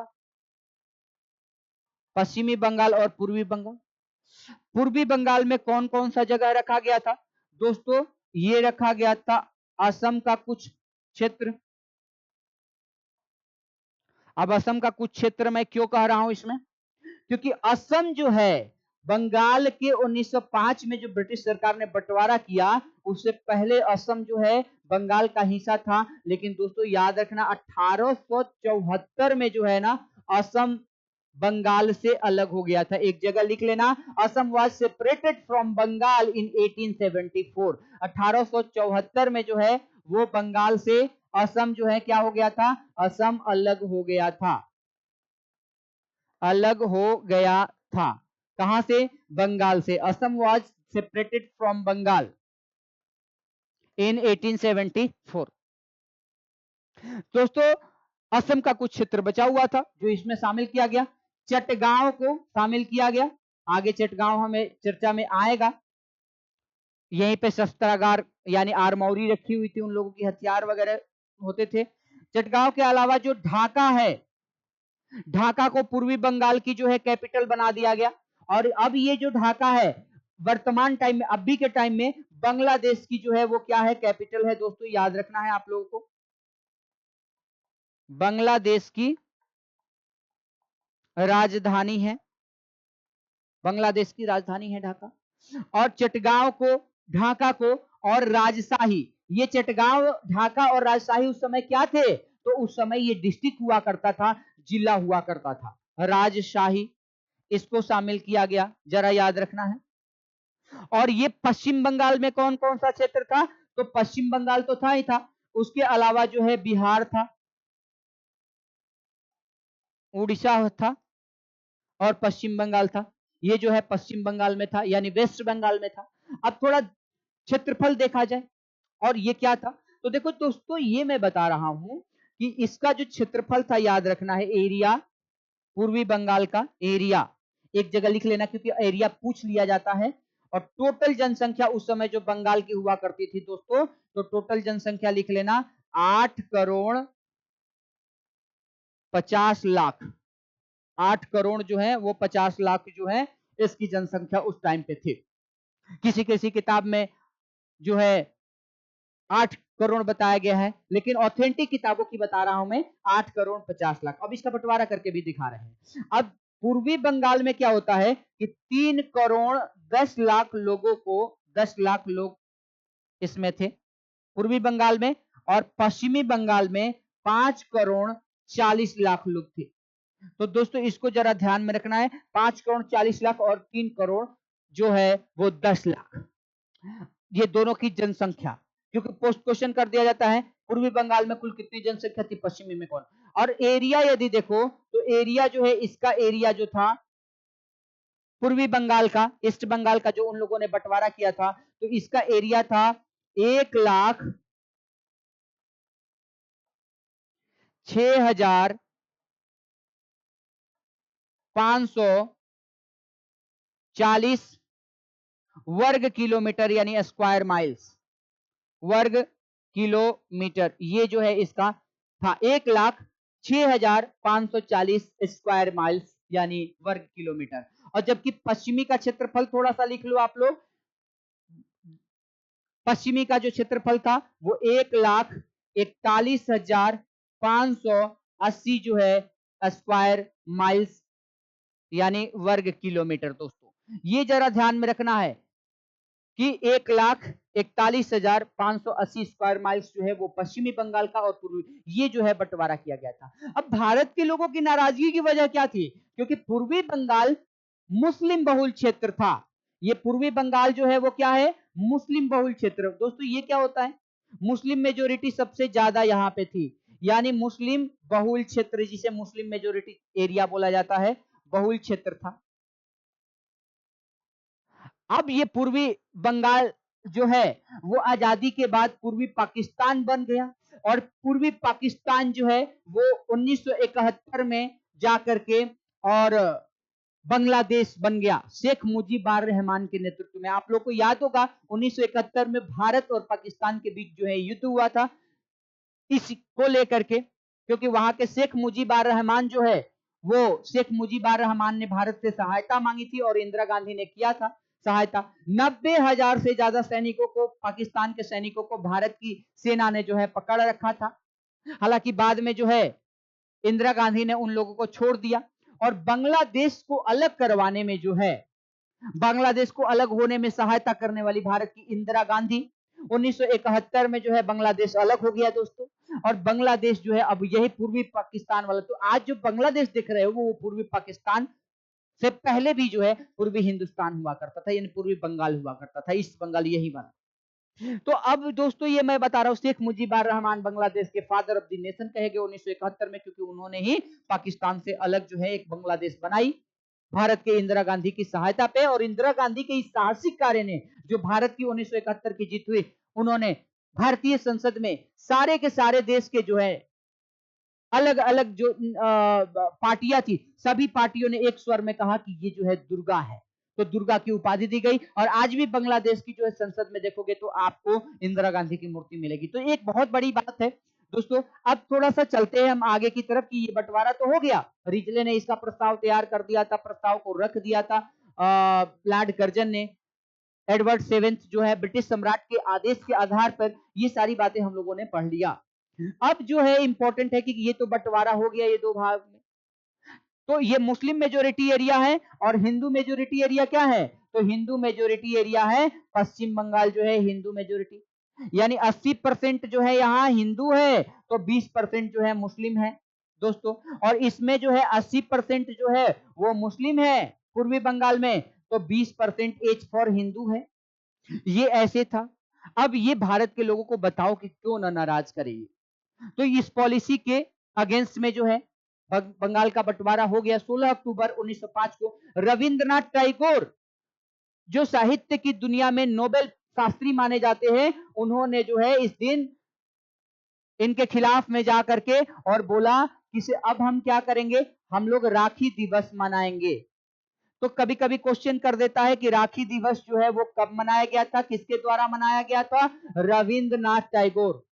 रविंद्रनाथ टैगोर जो साहित्य की दुनिया में नोबेल प्राइज विजेता रहे हैं, रविंद्रनाथ टैगोर, बंगाल के रहने वाले। और इन्होंने एक उस समय रविंद्रनाथ टैगोर ने राखी दिवस मनाया। इसका मतलब क्या है? हिंदू और मुस्लिम दोनों ने मिलकर के एक दूसरे को राखी बांध करके ये संदेश दिया कि हम हिंदू मुस्लिम कोई अलग अलग नहीं है, बल्कि एक ही है, और इस देश के लिए जो है, इस देश को आजाद करने के लिए हम लोग एक रहेंगे। तो अब ये जो है, और बंगाल का जो है वो एकीकरण करना पड़ेगा आप लोगों को। तो दोस्तों रविंद्रनाथ टैगोर ने राखी दिवस मनाने की जो है, और इस दिन जो है राखी दिवस ही नहीं बल्कि शोक दिवस भी मनाया गया कि भैया ये भारतीय इतिहास में सबसे काला दिन माना जाएगा। ब्रिटिश सरकार जैसे जो है जो दुनिया की सबसे पावरफुल कंट्री अपने आप को मानती है, सबसे बड़ा धनी देश मानता है अपने आप को, रिचेस्ट कंट्री, सबसे प्रतिष्ठित देश मानता है, वो इतने घटिया स्तर तक गिर सकता है कि वो किसी देश की एकता को तोड़ने पर लगा हुआ है, मानव जाति के बीच जो है वो लड़ाई करवाने, फूट डालो और राज करो, यानी डिवाइड एंड रूल की पॉलिसी का गेम खेल रहा है भारत में। शर्म की बात है जो है ब्रिटिश सरकार के लिए। तो दोस्तों मैं यहाँ पे कहना चाहूंगा कि ये जो है न केवल यहाँ तक काम हुआ बल्कि रविंद्रनाथ टैगोर जी ने उस समय एक गीत लिखा जिसको कई बार एग्जाम में पूछा गया है, आमार सोनार बंगला, यानी हमारा सुंदर बंगाल। देखो आमार मतलब हमारा, सोनार मतलब सुंदर, और बंगाल ये जो है बंगाली लैंग्वेज है जिसका मतलब होता है हमारा सुंदर बंगाल। और इस समय वंदे मातरम के गीत भी जो है रैलियों में जुलूस निकाला गया उसके ब्रिटिश सरकार के खिलाफ, तो वंदे मातरम जी जो है वो भी गीत गाया गया। तो आमार सोनार बंगला ये भी रैलियों में गाया जाता था। और ध्यान में रखना ये आमार सोनार बंगला जो है अब बांग्लादेश की राष्ट्रीय गीत है। दोस्तों ये जरा नेशनल जो है ये जरा ध्यान में रखना है कि ये बांग्लादेश की अब राष्ट्रीय गीत बन चुकी है अमार सोनार बंगला, जिसे रविंद्रनाथ टैगोर जी ने लिखा था। तो अब यहां से जो है अब हम थोड़ा सा क्वेश्चन वगैरह अब इसको थोड़ा देखते हैं। तो अब ये अभी मैंने पढ़ाया पीछे, अब क्वेश्चन को आप लोग खुद सॉल्व करके दिखाओ। बंग भंग विरोधी आंदोलन का प्रारंभ किस तिथि से हुआ, यानी बंगाल विभाजन जो है उसका शुरुआत कब से हुआ। मैंने अभी आप लोग को दोस्तों बताया था 20 जुलाई 1905 वाला जो डेट है उस दिन बंगाल विभाजन की क्या की गई थी, अनाउंसमेंट की गई थी। किसके द्वारा की गई थी, लॉर्ड कर्जन के द्वारा की गई थी। अच्छा उसके खिलाफ जो है सुरेंद्रनाथ बनर्जी, कृष्ण कुमार मित्र, पृथ्वी चंद्र राय, अभी मैंने बताया था, इन सब लोग नेताओं ने क्या किया था, इन लोगों ने कलकत्ता के टाउन हॉल में स्वदेशी आंदोलन और बंग भंग विरोधी आंदोलन की जो है वो घोषणा की थी सुरेंद्रनाथ बनर्जी के नेतृत्व में। तो राइट ऑप्शन क्या होगा, बी, ये वाला जो है राइट ऑप्शन होगा दोस्तों। आंसर क्या होगा आपका, बी होगा, सुरेंद्रनाथ बनर्जी के नेतृत्व में। ये सारी बातें अब आप लोग सॉल्व करो। 16 अक्टूबर क्या है, 16 अक्टूबर बंगाल विभाजन के लागू होने की घोषणा है। और ये 7 नवंबर क्या है, तो ये कुछ नहीं है, ये बकवास ऐसे ही जो है क्वेश्चन में दे दिया गया है। तो चलो ये बातें हो गई। अब आगे का क्वेश्चन थोड़ा सा देखते हैं दोस्तों कि अगला क्वेश्चन क्या है। इस क्वेश्चन को सॉल्व करते हैं। एक सेकेंड दोस्तों, अब अगला क्वेश्चन की तरफ हम लोग बढ़े। नेक्स्ट क्वेश्चन क्या है, तीसरे नंबर पे क्वेश्चन दिया है दोस्तों, Which of the following happened last? इनमें से निम्नलिखित में से सबसे बाद में जो है वो कौन हुआ। अब जरा बताओ, इससे पहले मैंने हड़प नीति के बारे में बात किया था लॉर्ड डलहौजी के, ये 1848 में आई थी। आप लोग को वेलेजेली की सहायक संधि के बारे में मैंने सब्सिडरी अलायंस के बारे में 1857 में, ये दोनों के बारे में बता चुका हूं। हाँ अस्थाई बंदोबस्त नहीं बनाए हो, ब्रिटिश पीरियड का है, परमानेंट सेटलमेंट कहा जाता है, तो ये भी उससे पहले हो चुका था। तो सबसे अंतिम में क्या हुआ, तो अंतिम में हुआ partition of Bengal. Right option क्या होगा दोस्तों, पार्टीशन ऑफ बंगाल। और मैंने ये भी बताया आप लोगों को कि 1899 से लेकर के 1905 तक कर्जन रहा, और इसी बीच इसका सबसे कंट्रोवर्शियल वर्क जो रहा, सबसे विवादास्पद कार्य वो रहा बंगाल विभाजन। अब आगे की तरफ से क्वेश्चन थोड़ा सा सॉल्व करते हैं दोस्तों। आगे क्वेश्चन, अगला क्वेश्चन जो है, एक सेकेंड, चौथा नंबर पे जो ये क्वेश्चन है दोस्तों,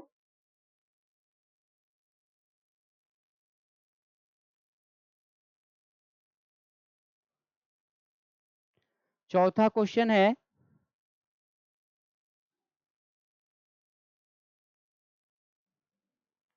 एक सेकेंड दोस्तों,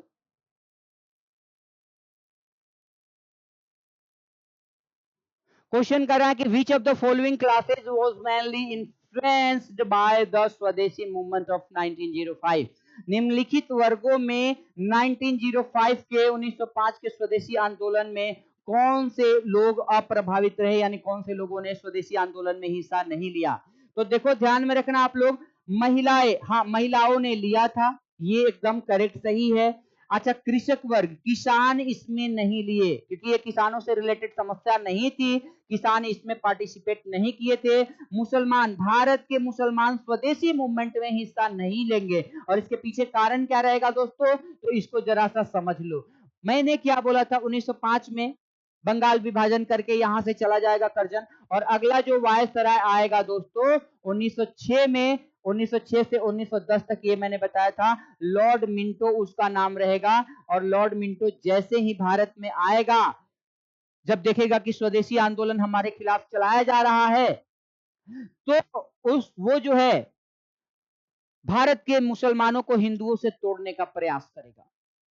और उसके लिए जो है क्या करेगा मिंटो, कि शिमला में उसका हेड ऑफिस था, तो शिमला में मुसलमानों के सबसे बड़े नेताओं का जो एक प्रतिनिधि मंडल है, तो उस प्रतिनिधि मंडल को बुलाएगा, यानी उनके ग्रुप को बुलाएगा, उनके डेलीगेशन को बुलाएगा, और कि आप लोग क्या चाहते हो। तो शिमला में मिलने के लिए उस समय जो है 1906 में, आगे वाले पॉइंट में चलेंगे तो हम बताएंगे, दो नेता जो है, एक नेता का नाम था आगा खां जो ढाका के नवाब हुआ करते थे उस समय, और एक का नाम था सलीम उल्ला खान। ये दोनों जो है हसरत मोहानी वगैरह लेकर के सलीम उल्ला खान, इन लोगों को, और इनका एक जो है पैनल जाता है, एक जो है डेलीगेशन प्रतिनिधि मंडल जाता है लॉर्ड मिंटो से मिलने के लिए। और यहाँ दोनों के बीच बात होती है, ये भी अपना रखते हैं कि भैया हमें अलग से निर्वाचन मंडल यानी इलेक्टोरल कॉलेज बनाया जाए, ताकि मुस्लिम को जो है सिर्फ मुस्लिम ही वोट दे सके मुसलमानों के नेता को, और हम लोगों का अलग से जो है राज्य के विधान मंडलों में सीट उपस्थित करवाया जाए, रिजर्व करवा किया जाए। यदि ब्रिटिश सरकार मिंटो यह मान लेता है तो हम जो कहेगा वो करेंगे, तो मिंटो कहता है ठीक है तुम्हारी बातें हम मानेंगे, अलग से सीट भी देंगे देंगे तुमको राज्य के विधानमंडलों में यानी स्टेट लेजिस्लेचर में, अलग से तुम यूनिवर्सिटी चाहते हो मुस्लिम बच्चों के लिए तो वो भी हम देंगे, अलग से तुम्हें जो है ना केवल यही देंगे बल्कि जो है अलग से इलेक्टोरल कॉलेज की भी व्यवस्था कर देंगे कि मुस्लिम का बच्चा सिर्फ मुस्लिम ही वो मुस्लिम नेताओं को वोट डालेगा।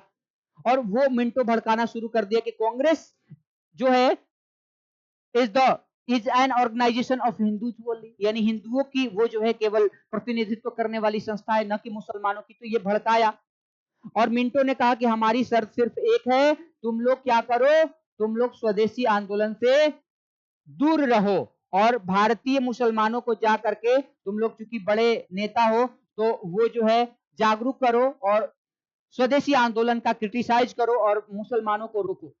और सलीमुल्लाह खां और आगा खां ने को सुझाव दिया मिंटो ने कि एक पार्टी बना लो, जिसका नाम रखा गया दोस्तों मुस्लिम लीग पार्टी। और यही मुस्लिम लीग पार्टी जब बनी, भारतीय जो है 1906 में ही भारत के अलग होने की, भारत को तोड़ने का जो है और भारत का जो बंटवारा हुआ भारत पाकिस्तान के रूप में, उसका बीच जो है मिंटो ने डाल दिया सांप्रदायिक कार्ड खेल करके दोस्तों। तो ये मैंने बताया कि न केवल एक पार्टी जो है कांग्रेस के बाद जो है एक अलग मुस्लिम लीग की स्थापना करवा दिया, बल्कि स्वदेशी आंदोलन से सलीमुल्लाह खान और आगा खां के नेतृत्व में कई सारे जो है बंगाल में रैली आयोजित की गई स्वदेशी आंदोलन के खिलाफ। इसमें कुछ जो है मुस्लिम नेता कांग्रेस से जुड़े रहे और अधिकांशतः मुस्लिम नेता जो है यहां से क्या हुए, वो मिंटो और ब्रिटिश सरकार के पक्ष में चले गए, क्योंकि दोस्तों उन लोगों को ये लग रहा था कि नहीं, ब्रिटिश सरकार हमारे फेवर में बात कर रही है, हमारे लिए अलग यूनिवर्सिटी बनाएगी, हमारे लिए हमारी सुविधा की बात करेगी, ये जो है कांग्रेस पार्टी नहीं कर सकती और इसमें हमें फायदा नहीं होगा। तो अब मैं बता रहा हूं कि मुसलमान जो है, ये अलग से टॉपिक है, डिटेल में डिस्कशन करेंगे, अभी क्वेश्चन आंसर थोड़ा सॉल्व कर लिया जाए। तो ये मुसलमान इसमें नहीं है। हाँ, ये बुद्धिजीवी गलत लिखा है, बुद्धिजीवी है यानी जो पढ़े लिखे लोग हैं वो इससे जुड़े रहे। तो आंसर क्या होगा दोस्तों, एक, महिलाएं और चार। तो एक चार ऑप्शन में क्या है, तो एक चार ऑप्शन देखिए, एक और चार नंबर पे कहीं पे लिखा हुआ है एक चार, एक और बुद्धिजीवी वर्ग जुड़े रहे, एक दो, इसमें थोड़ा सा ये जो दो लिखा है ना, ये चार है, टाइपिंग में मिस्टेक हो गया है, ये जरा दो और चार, एक, सॉरी, ये टाइपिंग में मिस्टेक थोड़ा सा हो गया है दोस्तों, दो और चार, ऐसे बस याद रखना आप। महिलाएं जो है जुड़ी इसने, और फिर बुद्धिजीवी वर्ग, लेकिन कृषक वर्ग जो है और मुसलमान जो है इसमें नहीं जुड़ा। तो चलो अब नेक्स्ट वाला क्वेश्चन को थोड़ा सा देख लेते हैं। पांचवा क्वेश्चन क्या कहता है, पांचवा क्वेश्चन दोस्तों, पांचवा क्वेश्चन बोल रहा है, अभी मैंने थोड़ी देर बाद पहले की थी कि बंग भंग के लागू होने की तिथि क्या थी? 16 अक्टूबर 1905। देखिए ये बंगाल विभाजन जो है, बंग भंग आंदोलन नहीं है, ये बंगाल विभाजन को बंग भंग बोला जाता है।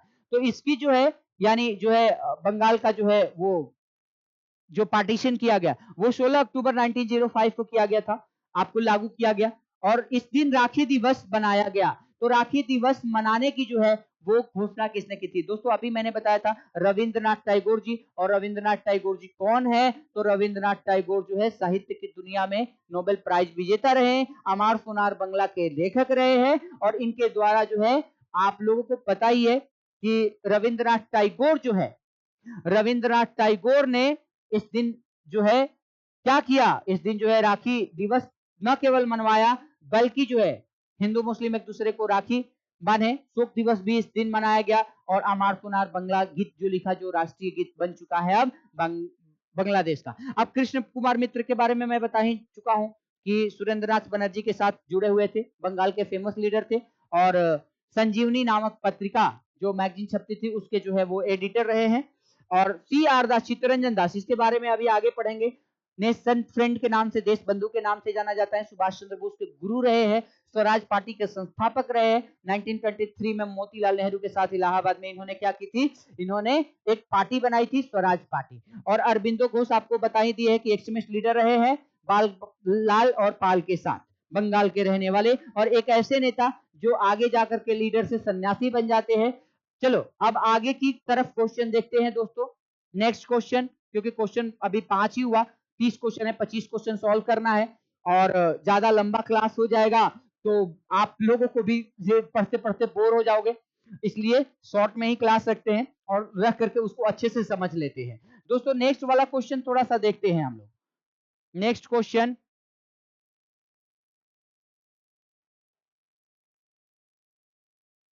नेक्स्ट क्वेश्चन है दोस्तों, क्वेश्चन के माध्यम से समझा देते हैं और सारी बातें। कह रहा है कि बंगाल के विभाजन के समय का लेफ्टिनेंट गवर्नर कौन था? बहुत इंपॉर्टेंट है कि वॉज द जो है ये lieutenant governor at the time of partition of Bengal, तो ये याद रखना है सर एंड्रयू फ्रेजर। एंड्रयू नाम है दोस्तों, कुछ एंड्रयू फ्रेजर। एंड्रयू फ्रेजर जो है ये रहा, क्या रहा ये आप लोग को बंगाल के विभाजन के दौरान वहां पे लेफ्टिनेंट गवर्नर का काम कर रहा था। चलो नेक्स्ट वाला क्वेश्चन पे थोड़ा सा, इसमें और कोई टॉपिक तो है नहीं। नेक्स्ट क्वेश्चन देखते हैं 7वें नंबर पे, 7वें नंबर पे क्वेश्चन दोस्तों, एक सेकेंड।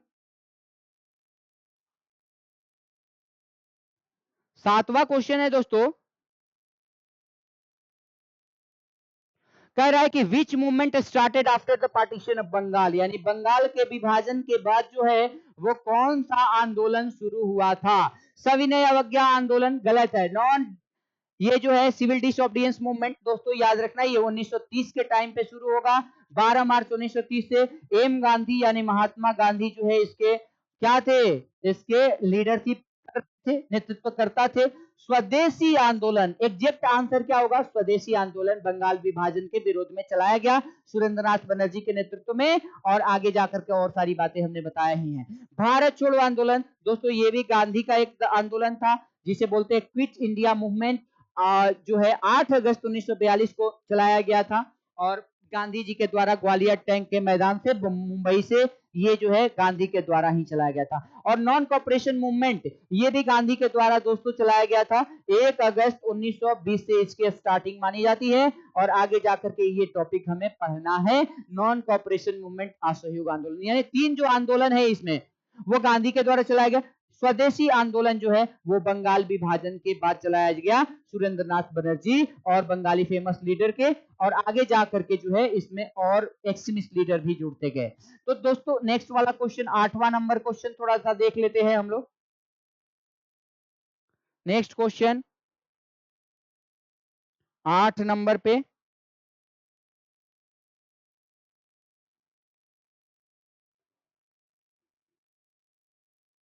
8 नंबर पे जो क्वेश्चन है दोस्तों, एक सेकेंड, थोड़ा सा दिक्कत हो रहा है, कोई बात नहीं, हम कर देंगे। दोस्तों इसको थोड़ा सा देख लेते हैं। कह रहा है निम्नलिखित में से कौन जो है स्वदेशी आंदोलन का आलोचक था। ये देखिए, एवं पूर्व तथा पश्चिम, पूर्व का मतलब हम लोग और पश्चिम मतलब यूरोपीय के मध्य बेहतर संबंध यानी बेस्ट जो है संबंध बनाना चाहता था। याद रखना, रविंद्रनाथ टैगोर जी जो है स्वदेशी आंदोलन के कट्टर विरोधी थे। ये कह रहे थे कि से नहीं, हमारे और ये वेस्टर्न कंट्री जो यूरोपियन कंट्री है इसके बीच जो है हम अच्छा संबंध बना करके रखे, इनसे हमें फायदा होगा। बल्कि फायदा की जगह पे नुकसान ही ज्यादातर हो रहा था। और ये बोल रहे थे कि स्वदेशी आंदोलन में जो तरीके अपनाए जा रहे हैं उससे कहीं ना कहीं हिंदुत्व को सपोर्ट मिल रहा है, मुस्लिम इससे अलग हो रहा है।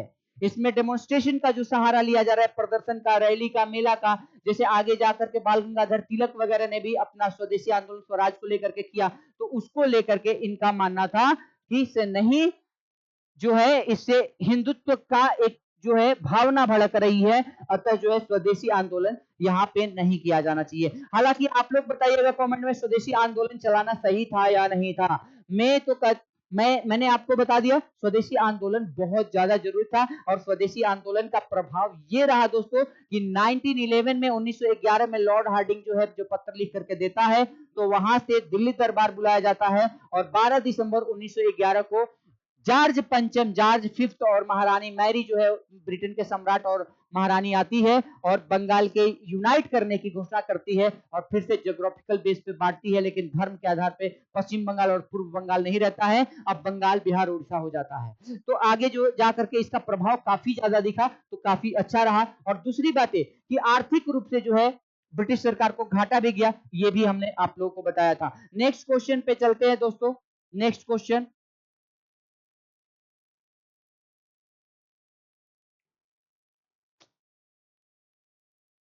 नेक्स्ट क्वेश्चन है दोस्तों 9 नंबर पे, 8 नंबर हो गया ना, 9। निम्नलिखित में से किसने बंगाल का विभाजन 1905 के विरोध में हुए आंदोलन का नेतृत्व किया था। अब यहाँ पे मैं अभी अभी बताया सुरेंद्रनाथ बनर्जी इसका राइट ऑप्शन।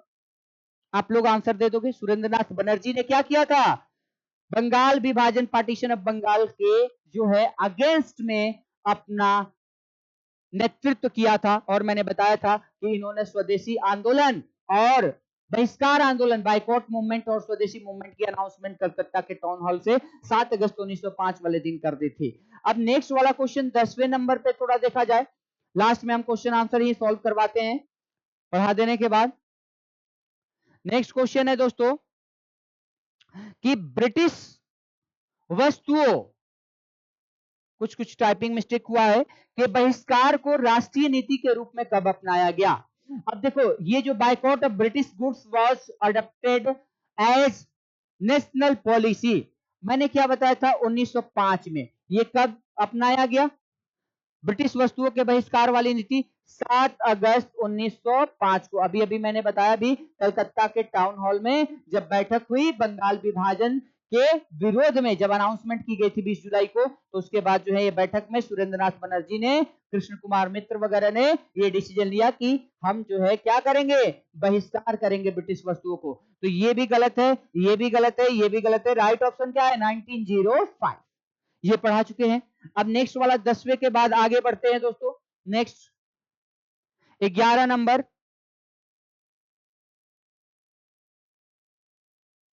11 नंबर 10 के बाद 11 नंबर दोस्तों है कि स्वदेशी और बहिष्कार पहली बार किस घटना के दौरान संघर्ष के विधि के रूप में अपनाया गया था। बहुत आसान है, आप लोग आंसर दो। बंगाल विभाजन के विरुद्ध आंदोलन, स्वदेशी आंदोलन और बहिष्कार आंदोलन, अभी मैंने बताया 7 अगस्त को अपनाया गया। तो सही आंसर क्या होना चाहिए, ये होम रूल लीग आंदोलन। ये तो आगे जो है एनी बिसेंट के द्वारा भी चलाया जाएगा अलग से, सितंबर महीने से 1916 से, और अप्रैल जो है 16 से चलाया जाएगा बाल गंगाधर तिलक के द्वारा। तो ये तो आगे है। असहयोग आंदोलन, नॉन कॉपरेशन मूवमेंट दोस्तों 1920 से, और साइमन कमीशन की भारत यात्रा जो है ये होगी 1928 में। 3 फरवरी 1928 को पहली बार जो है बंबई में आएगा। तो 1928-29 दो बार आया था साइमन कमीशन। आगे ये टॉपिक पढ़ना है, आगे बताएंगे कि ये टॉपिक क्या है। नेक्स्ट, अब भी जो है इतना ही ध्यान में रखो, स्वदेशी आंदोलन और बहिष्कार आंदोलन जो है पहली बार किस घटना के दौरान, तो वो घटना क्या थी, वो इवेंट क्या था, पार्टीशन ऑफ बंगाल के अगेंस्ट ये आंदोलन। नेक्स्ट वाला point 12 number, question number 12, question number 12 दोस्तों, 12 है कि बंगाल का विभाजन मुख्यतः किया गया था। बंगाल का जो पार्टीशन ऑफ बंगाल किया गया था वो मेनली किस कारण से किया गया था, हिंदू मुसलमानों को विभाजित करने के लिए, प्रशासनिक सुविधा के लिए, ये तो कारण है ना। मेन है बंगाली राष्ट्रवाद की वृद्धि को दुर्बल करने के लिए। आंसर राइट क्या होगा, बंगाली। अभी मैंने बताया था इसका कारण क्या था कि नेशनल जो है नेशनलिज्म की भावना उमड़ रही थी और बंगाल जो है इसका क्या था, बंगाल मेन सेंटर बना हुआ था और ये राष्ट्रवाद की भावना को क्या करना चाहते थे, तोड़ना चाहते थे। तो मेन आंसर क्या होगा, बंगाली राष्ट्रवाद के वृद्धि को दुर्बल बनाने के लिए, कांग्रेस पार्टी को कमजोर करने के लिए, और इसके अलावा जो है आप जानते ही हो कि कांग्रेस के अलावा जो है राष्ट्रवाद की जो भावना विकसित हो रही है उसको कमजोर करने के लिए जो है ये कर्जन के द्वारा जो है पार्टीशन ऑफ बंगाल किया गया। नेक्स्ट वाला 13 नंबर क्वेश्चन दोस्तों, 13 नंबर क्वेश्चन है, एक सेकेंड,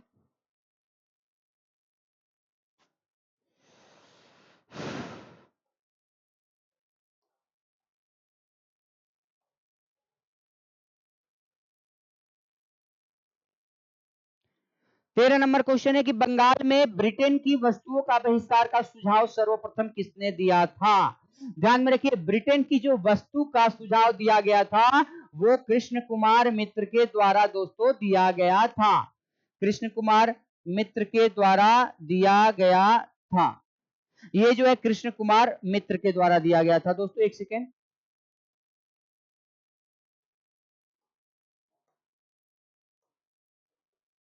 हाँ, कृष्ण कुमार मित्र के द्वारा दिया गया था। आप लोग को बताया था कि 7 अगस्त 1905 को कलकत्ता के टाउन हॉल में जब ये चर्चा हो रही थी तो कृष्ण कुमार मित्र ने कहा कि हाँ, विदेशी वस्तुओं का बहिष्कार हमें करना चाहिए, इससे आर्थिक रूप से घाटा होगा अंग्रेजों को, तो दिमाग खुद ही टाइट हो जाएगा और बंगाल का ये लोग एकीकरण करने पे मजबूर हो जाएंगे। नेक्स्ट जो है क्वेश्चन देखते हैं दोस्तों, 13 के बाद, 13 के बाद जो है याद रखना है 14 नंबर क्वेश्चन,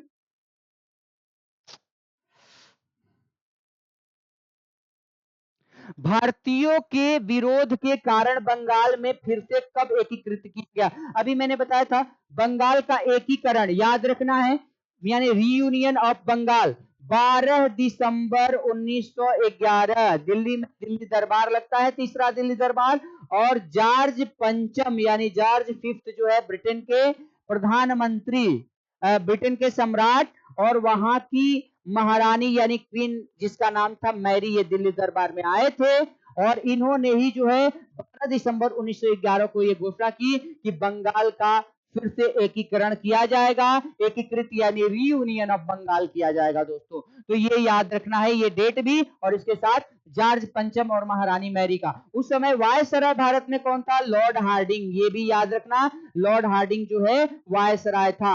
1910 से लेकर के 1916 तक इसका कार्यकाल रहा। अब नेक्स्ट क्वेश्चन पे थोड़ा सा चलते हैं कि 14 के बाद अगला क्वेश्चन क्या हो रहा है। अगला क्वेश्चन है दोस्तों 15 नंबर,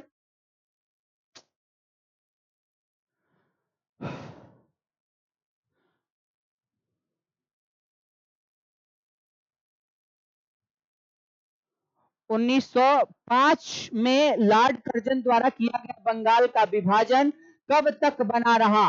अभी मैंने बताया कि 1905 से लेकर के दोस्तों 1911 तक, और 1911 में 12 दिसंबर 1911 को जॉर्ज पंचम और महारानी मैरी के द्वारा डिसीजन लिया जाता है और बंगाल को फिर से एक कर दिया जाता है। अब पश्चिम बंगाल और पूर्व बंगाल यानी ईस्ट और वेस्ट बंगाल नहीं रहेगा। तो अब आंसर क्या है, ये अभी आंसर सम्राट जॉर्ज पंचम द्वारा दिल्ली में 1911 के शाही दरबार में कर्जन के अधिनियम को निराकृत करने के लिए, देखो निराकृत का मतलब क्या होता है, ये सेकंड आंसर क्या होगा इसका, अभी जो मैंने बताया सेकंड आंसर ये वाला, तो निराकृत का मतलब क्या है कि खत्म करने के लिए। बंगाल विभाजन जो पार्टीशन ऑफ बंगाल हुआ था उसको अबोलिश किया गया, यहाँ पे एंड किया गया, और अब जो है क्या कर दिया गया, बंगाल रीयूनियन ऑफ बंगाल यानी बंगाल का एकीकरण कर दिया गया।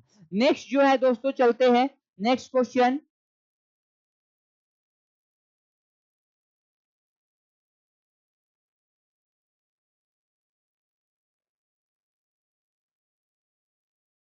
नेक्स्ट क्वेश्चन दोस्तों,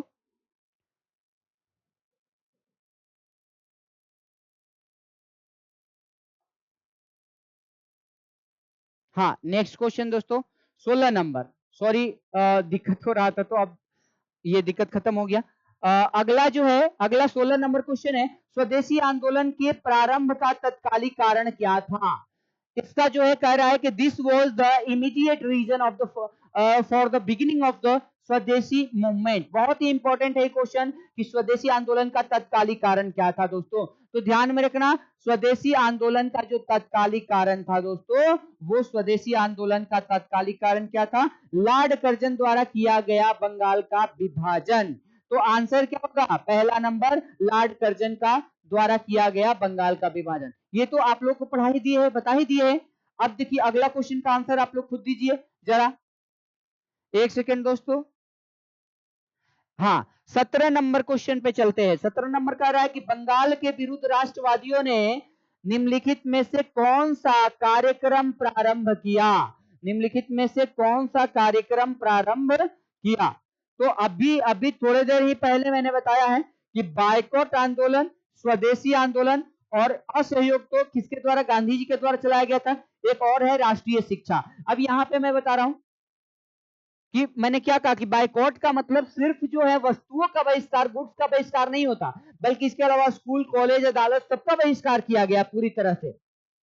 और बंगाल में, बंगाल के साथ पूरे देश में जो है राष्ट्रीय शिक्षा यानी नेशनल एजुकेशन को बढ़ाने का प्रयास किया गया। इस बात को जरा ध्यान में रखना।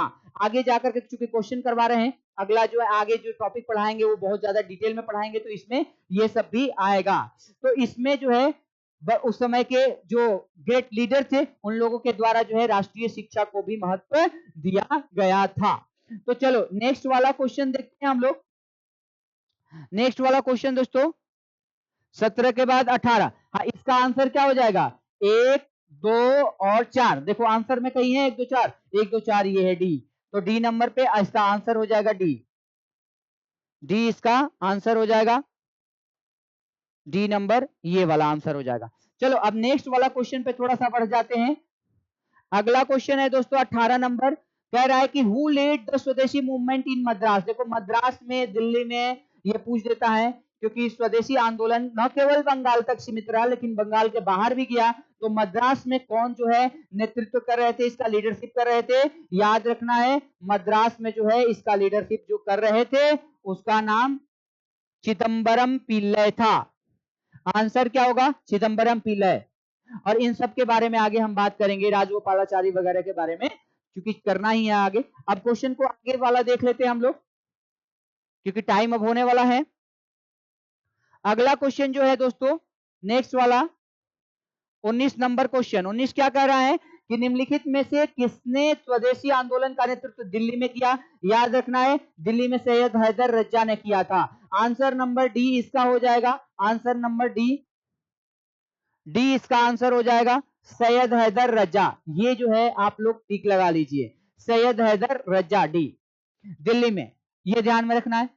और सुरेंद्र नाथ बनर्जी आपको पता ही है बंगाल में, चिदम्बरम पिल्लई जो है वो कर रहे हैं मद्रास में, और यहाँ पे जो है कौन कर रहा है, सैयद हैदर रज्जा दिल्ली में कर रहा है। तो अब नेक्स्ट, नेक्स्ट जो है नेक्स्ट 19 के बाद 20 नंबर पे देखते हैं। 20 नंबर पे कह रहा है कि निम्नलिखित में से किस आंदोलन के दौरान वंदे मातरम जो है वो गाया गया था। अभी मैंने बताया था आप लोगों को, स्वदेशी आंदोलन, ये तो आंसर दे ही दोगे आप लोग। चंपारण सत्याग्रह 1917 में हुआ था, गांधी जी के रॉलेट एक्ट विरोधी कानून जो लाया गया था 1919 की बात है, और नॉन कॉपरेशन आपको असहयोग आंदोलन बताया 1920 की। तो चलो नेक्स्ट 20 के बाद 21 नंबर पे चलते हैं, इसका स्वदेशी आंदोलन आप लोग टिक लगा लेना ए। अब उसके बाद 21 नंबर दोस्तों, 21 का क्या है कि भारत की प्राचीन कला परंपराओं को पुनर्जीवित करने के लिए एक Indian society of oriental art की स्थापना की गई, तो वो किसके द्वारा की गई थी? To keep alive the ancient traditions of India and Indian society of oriental art was established. ध्यान दीजिएगा दोस्तों, अवनींद्रनाथ टैगोर के द्वारा किया गया था। ये जो है अवनींद्रनाथ टैगोर के द्वारा किया गया था। ये आंसर होगा, आंसर नंबर इसका क्या होगा? ए। प्राचीन कला परंपरा को पुनर्जीवित करने के लिए Indian society of oriental art की स्थापना की गई थी। नेक्स्ट पॉइंट, अगला जो है, अगला क्वेश्चन पे हम लोग चलते हैं दोस्तों। अगला है 22 नंबर क्वेश्चन। 22 नंबर क्वेश्चन क्या कह रहा है? 22 नंबर जो क्वेश्चन है उसको थोड़ा सा देख लिया जाए। 22 नंबर क्या कह रहा है? 22 नंबर क्वेश्चन कह रहा है दोस्तों कि ब्रिटिश पत्रकार WH.W. नेविल्सन किससे जुड़े हुए थे? तो स्वदेशी आंदोलन से जुड़े हुए थे। आंसर क्या हो जाएगा? आंसर हो जाएगा सी। और ये सब के बारे में तो हमने बता दिया इससे पहले भी। अब नेक्स्ट वाला क्वेश्चन है, नेक्स्ट में 23। ये सारे के सारे आप लोगों को मैंने बता दिया है।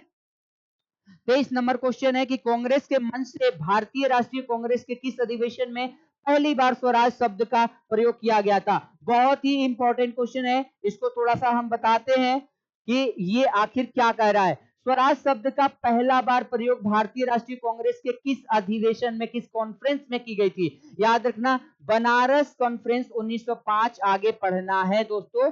गोपाल कृष्ण गोखले जो राजनीतिक गुरु कहे जाते हैं गांधी जी के, उन ये जो है बनारस कॉन्फ्रेंस के उस समय प्रेसिडेंट यानी अध्यक्ष रहे हैं।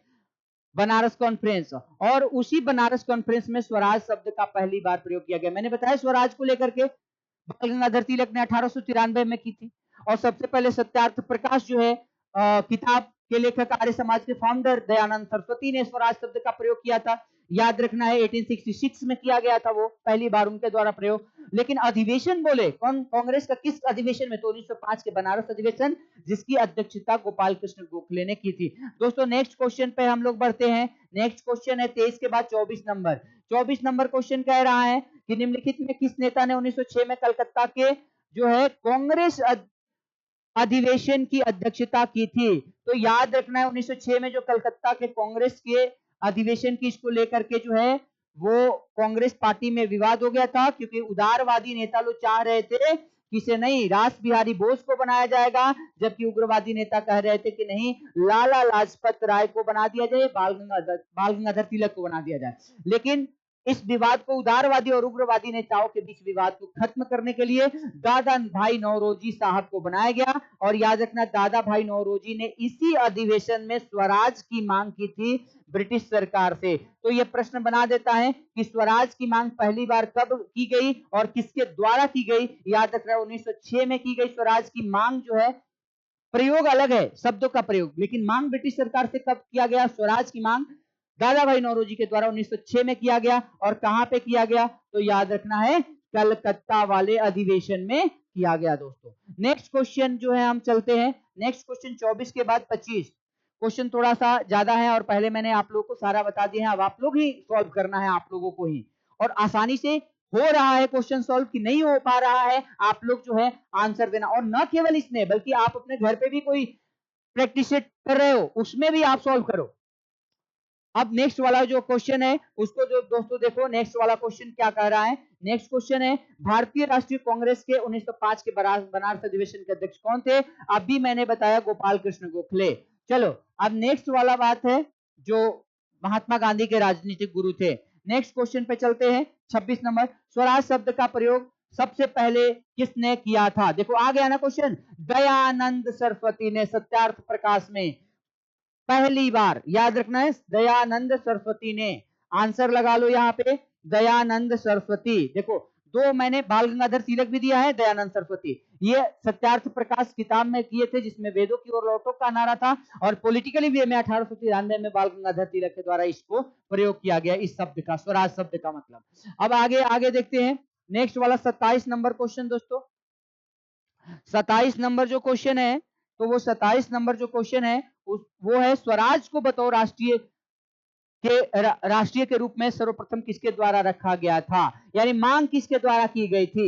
मैं ये बता रहा हूं, अभी मैंने बताया गया कि दादा भाई नौरोजी के द्वारा स्वराज की मांग कलकत्ता अधिवेशन में 1906 में अध्यक्षता करते हुए पहली बार रखी गई थी। नेक्स्ट क्वेश्चन पे चलते हैं। 27 के बाद 28 नंबर क्वेश्चन क्या कह रहा है दोस्तों? 28 नंबर क्वेश्चन कह रहा है 28 नंबर क्वेश्चन कह रहा है दोस्तों कि ब्रिटिश पार्लियामेंट में चुना जाने वाला पहला भारतीय कौन था? इसके बारे में भी मैं बात कर लिया हूं आप लोगों से। दादा भाई नौरोजी जो है वो चुने गए थे, हाउस ऑफ लॉर्ड से चुने गए थे, वहां के राज्यसभा से चुने गए थे 1890 में। 1800 तो 1800 हाँ 1890-91 के दौरान। नेक्स्ट पॉइंट जो है दोस्तों, नेक्स्ट है 1890 में, 1890 में। पीछे दोस्तों मैंने 1891 लिख दिया है, इसलिए आप लोगों से सॉरी। 1890 होगा उसका, क्योंकि बहुत सारे देखो इतिहास में क्या होता है ना, बहुत सारे डेट और बहुत सारे ये होता है, तो कभी कभी दिमाग से उतर जाता है। तो 1890 एग्जैक्ट याद रखना। 1890 में हाउस ऑफ लॉर्ड से दादा भाई नौरोजी जी चुने गए थे सांसद। दादा भाई नौरोजी आमतौर पर किस नाम से जाने जाते हैं? Grand old man of India. पढ़ाते वक्त जो है हमने कई बार इसका यूज किया है। Grand old man of India Bharat का वयोवृद्ध पुरुष के नाम से जाने जाते हैं, और कई बार एग्जामों में प्रश्न बनाया है। भारत का एक ऐसा इकोनॉमिस्ट जो grand old man of India के नाम से जाना जाता है दोस्तों। नेक्स्ट वाला जो क्वेश्चन देखते हैं, लास्ट वाला जो क्वेश्चन बचा हुआ है 30वें नंबर पे, और वो 30वें नंबर पे लास्ट वाला क्वेश्चन है, स्वदेशी आंदोलन के संबंध में निम्न में से कौन सा कथन सही नहीं है? ये लास्ट क्वेश्चन हम लोग सॉल्व कर ले दोस्तों। कह रहा है कि कुछ विशिष्ट मुसलमान आंदोलन में शामिल हुए, क्या ये सही है? मैंने ये बताया था कि भारत के मुसलमान शामिल नहीं हुए थे, लेकिन इसका मतलब ये नहीं है कि सारे मुसलमान नहीं थे, कुछ हुए थे, मैंने ये भी बताया था। अब आगे जो है, स्त्रियों ने आंदोलन में सक्रिय भागीदारी की, बिल्कुल की। अभी स्त्रियों को लेकर के भी चर्चा मैंने किया था। उसके बाद आंदोलन ने बंगाल के किसानों को न तो अधिक प्रभावित किया और न ही वह शामिल हुए। ये सही बात है कि अधिक प्रभावित नहीं किया और न ही वो शामिल हुए थे, ये भी सही है। लेकिन आंसर क्या है? यह बंगाल तक ही सीमित रहा। नहीं, बंगाल नहीं, आपको बताया अभी मद्रास में चिदंबरम पिल्ले कर रहे थे, दिल्ली में सैयद हैदर रज्जा जो है कर रहे थे स्वदेशी आंदोलन का नेतृत्व। और वैसे ही पंजाब में भी आप देखोगे कि स्वामी सर्वानंद जी और उसके अलावा जो है पंजाब केसरी के नाम से विख्यात लाला लाजपत राय जी कर रहे थे। तो ऐसे करके जो है आप लोग ध्यान में रखना, ये केवल बंगाल तक सीमित नहीं रहा बल्कि देश भर में फैला। और इसका फायदा ये हुआ कि अंततः जो है 12 दिसंबर 1911 को जॉर्ज पंचम के द्वारा और महारानी मैरी के द्वारा दिल्ली दरबार में घोषणा करना पड़ा कि हाँ, बंगाल का रियूनियन किया जाएगा और बंगाल का एकीकरण कर दिया गया। तो अब आगे जा करके जो है हम नेक्स्ट वाली जो क्लास चलेगी उसमें हम आप लोगों को पढ़ाएंगे। ये तो जान गए आप। और देखो इसके साथ साथ हमने आज उग्रवाद पे भी बात करी, उग्रवादी विचारधारा पे भी बात करी। उग्रवाद में लाल बाल पाल और अरविंद घोष के बारे में बात की, जो इस नेता इससे जुड़े रहे और तमाम चीजें बताए। एक आपको यहाँ पे और भी बता देता हूँ, स्वदेशी आंदोलन जो है का अंतिम में 24 मतलब आप जून महीने में कंप्लीट होते होते 1908 होते होते जो है ये भले ही खत्म हो गया, लेकिन इसका प्रभाव ये हुआ कि बंगाल जो है का फिर से एकीकरण करना पड़ा ब्रिटिश सरकार को। ये ताकत थी बहिष्कार और स्वदेशी आंदोलन सुरेंद्रनाथ बनर्जी के नेतृत्व में चलाने का। तो 24 जून को क्या होता है कि 24 जून 1908 को बाल गंगाधर तिलक को जो है वो पकड़ करके ब्रिटिश सरकार 6 साल के लिए जेल में डाल देती है दोस्तों। और उसके बाद कौन से जेल में? तो मांडले जेल में इनको रखा जाता है। और मांडले जेल में ही जो है इन्होंने एक बुक लिखी थी जिसका नाम याद रखना गीता रहस्य है। और गीता रहस्य यानी मिस्ट्री ऑफ गीता। तो जेल में रहते हुए इन्होंने 6 साल के अंदर गीता रहस्य, जो काफी फेमस बुक है, बाल गंगाधर तिलक के द्वारा लिखी गई। और मांडले जो है वो बर्मा में पड़ता है। बर्मा यानी आज का म्यांमार, जो भारत का पहले का हिस्सा था। म्यांमार भारत से कब अलग हुआ था ये भी एक जगह लिख लेना, 1937 में। और क्यों अलग हुआ था? क्योंकि ब्रिटिश सरकार ने एक कानून लाया था 1935 का भारत शासन अधिनियम। और इसमें भारत शासन अधिनियम यानी government of India act, Bharat शासन अधिनियम, गवर्नमेंट ऑफ इंडिया एक्ट। और इसी में जो है बर्मा को अलग करने की बात कही गई थी और बर्मा को अलग कर दिया।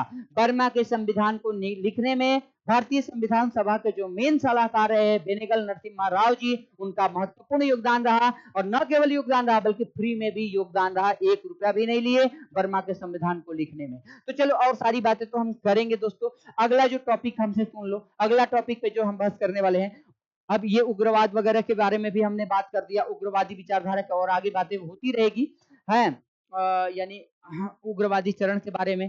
तो अब आगे जो है, आगे हमारा चलेगा 1906 का मुस्लिम लीग, 1907 का सूरत कॉन्फ्रेंस में कांग्रेस पार्टी का बंटवारा।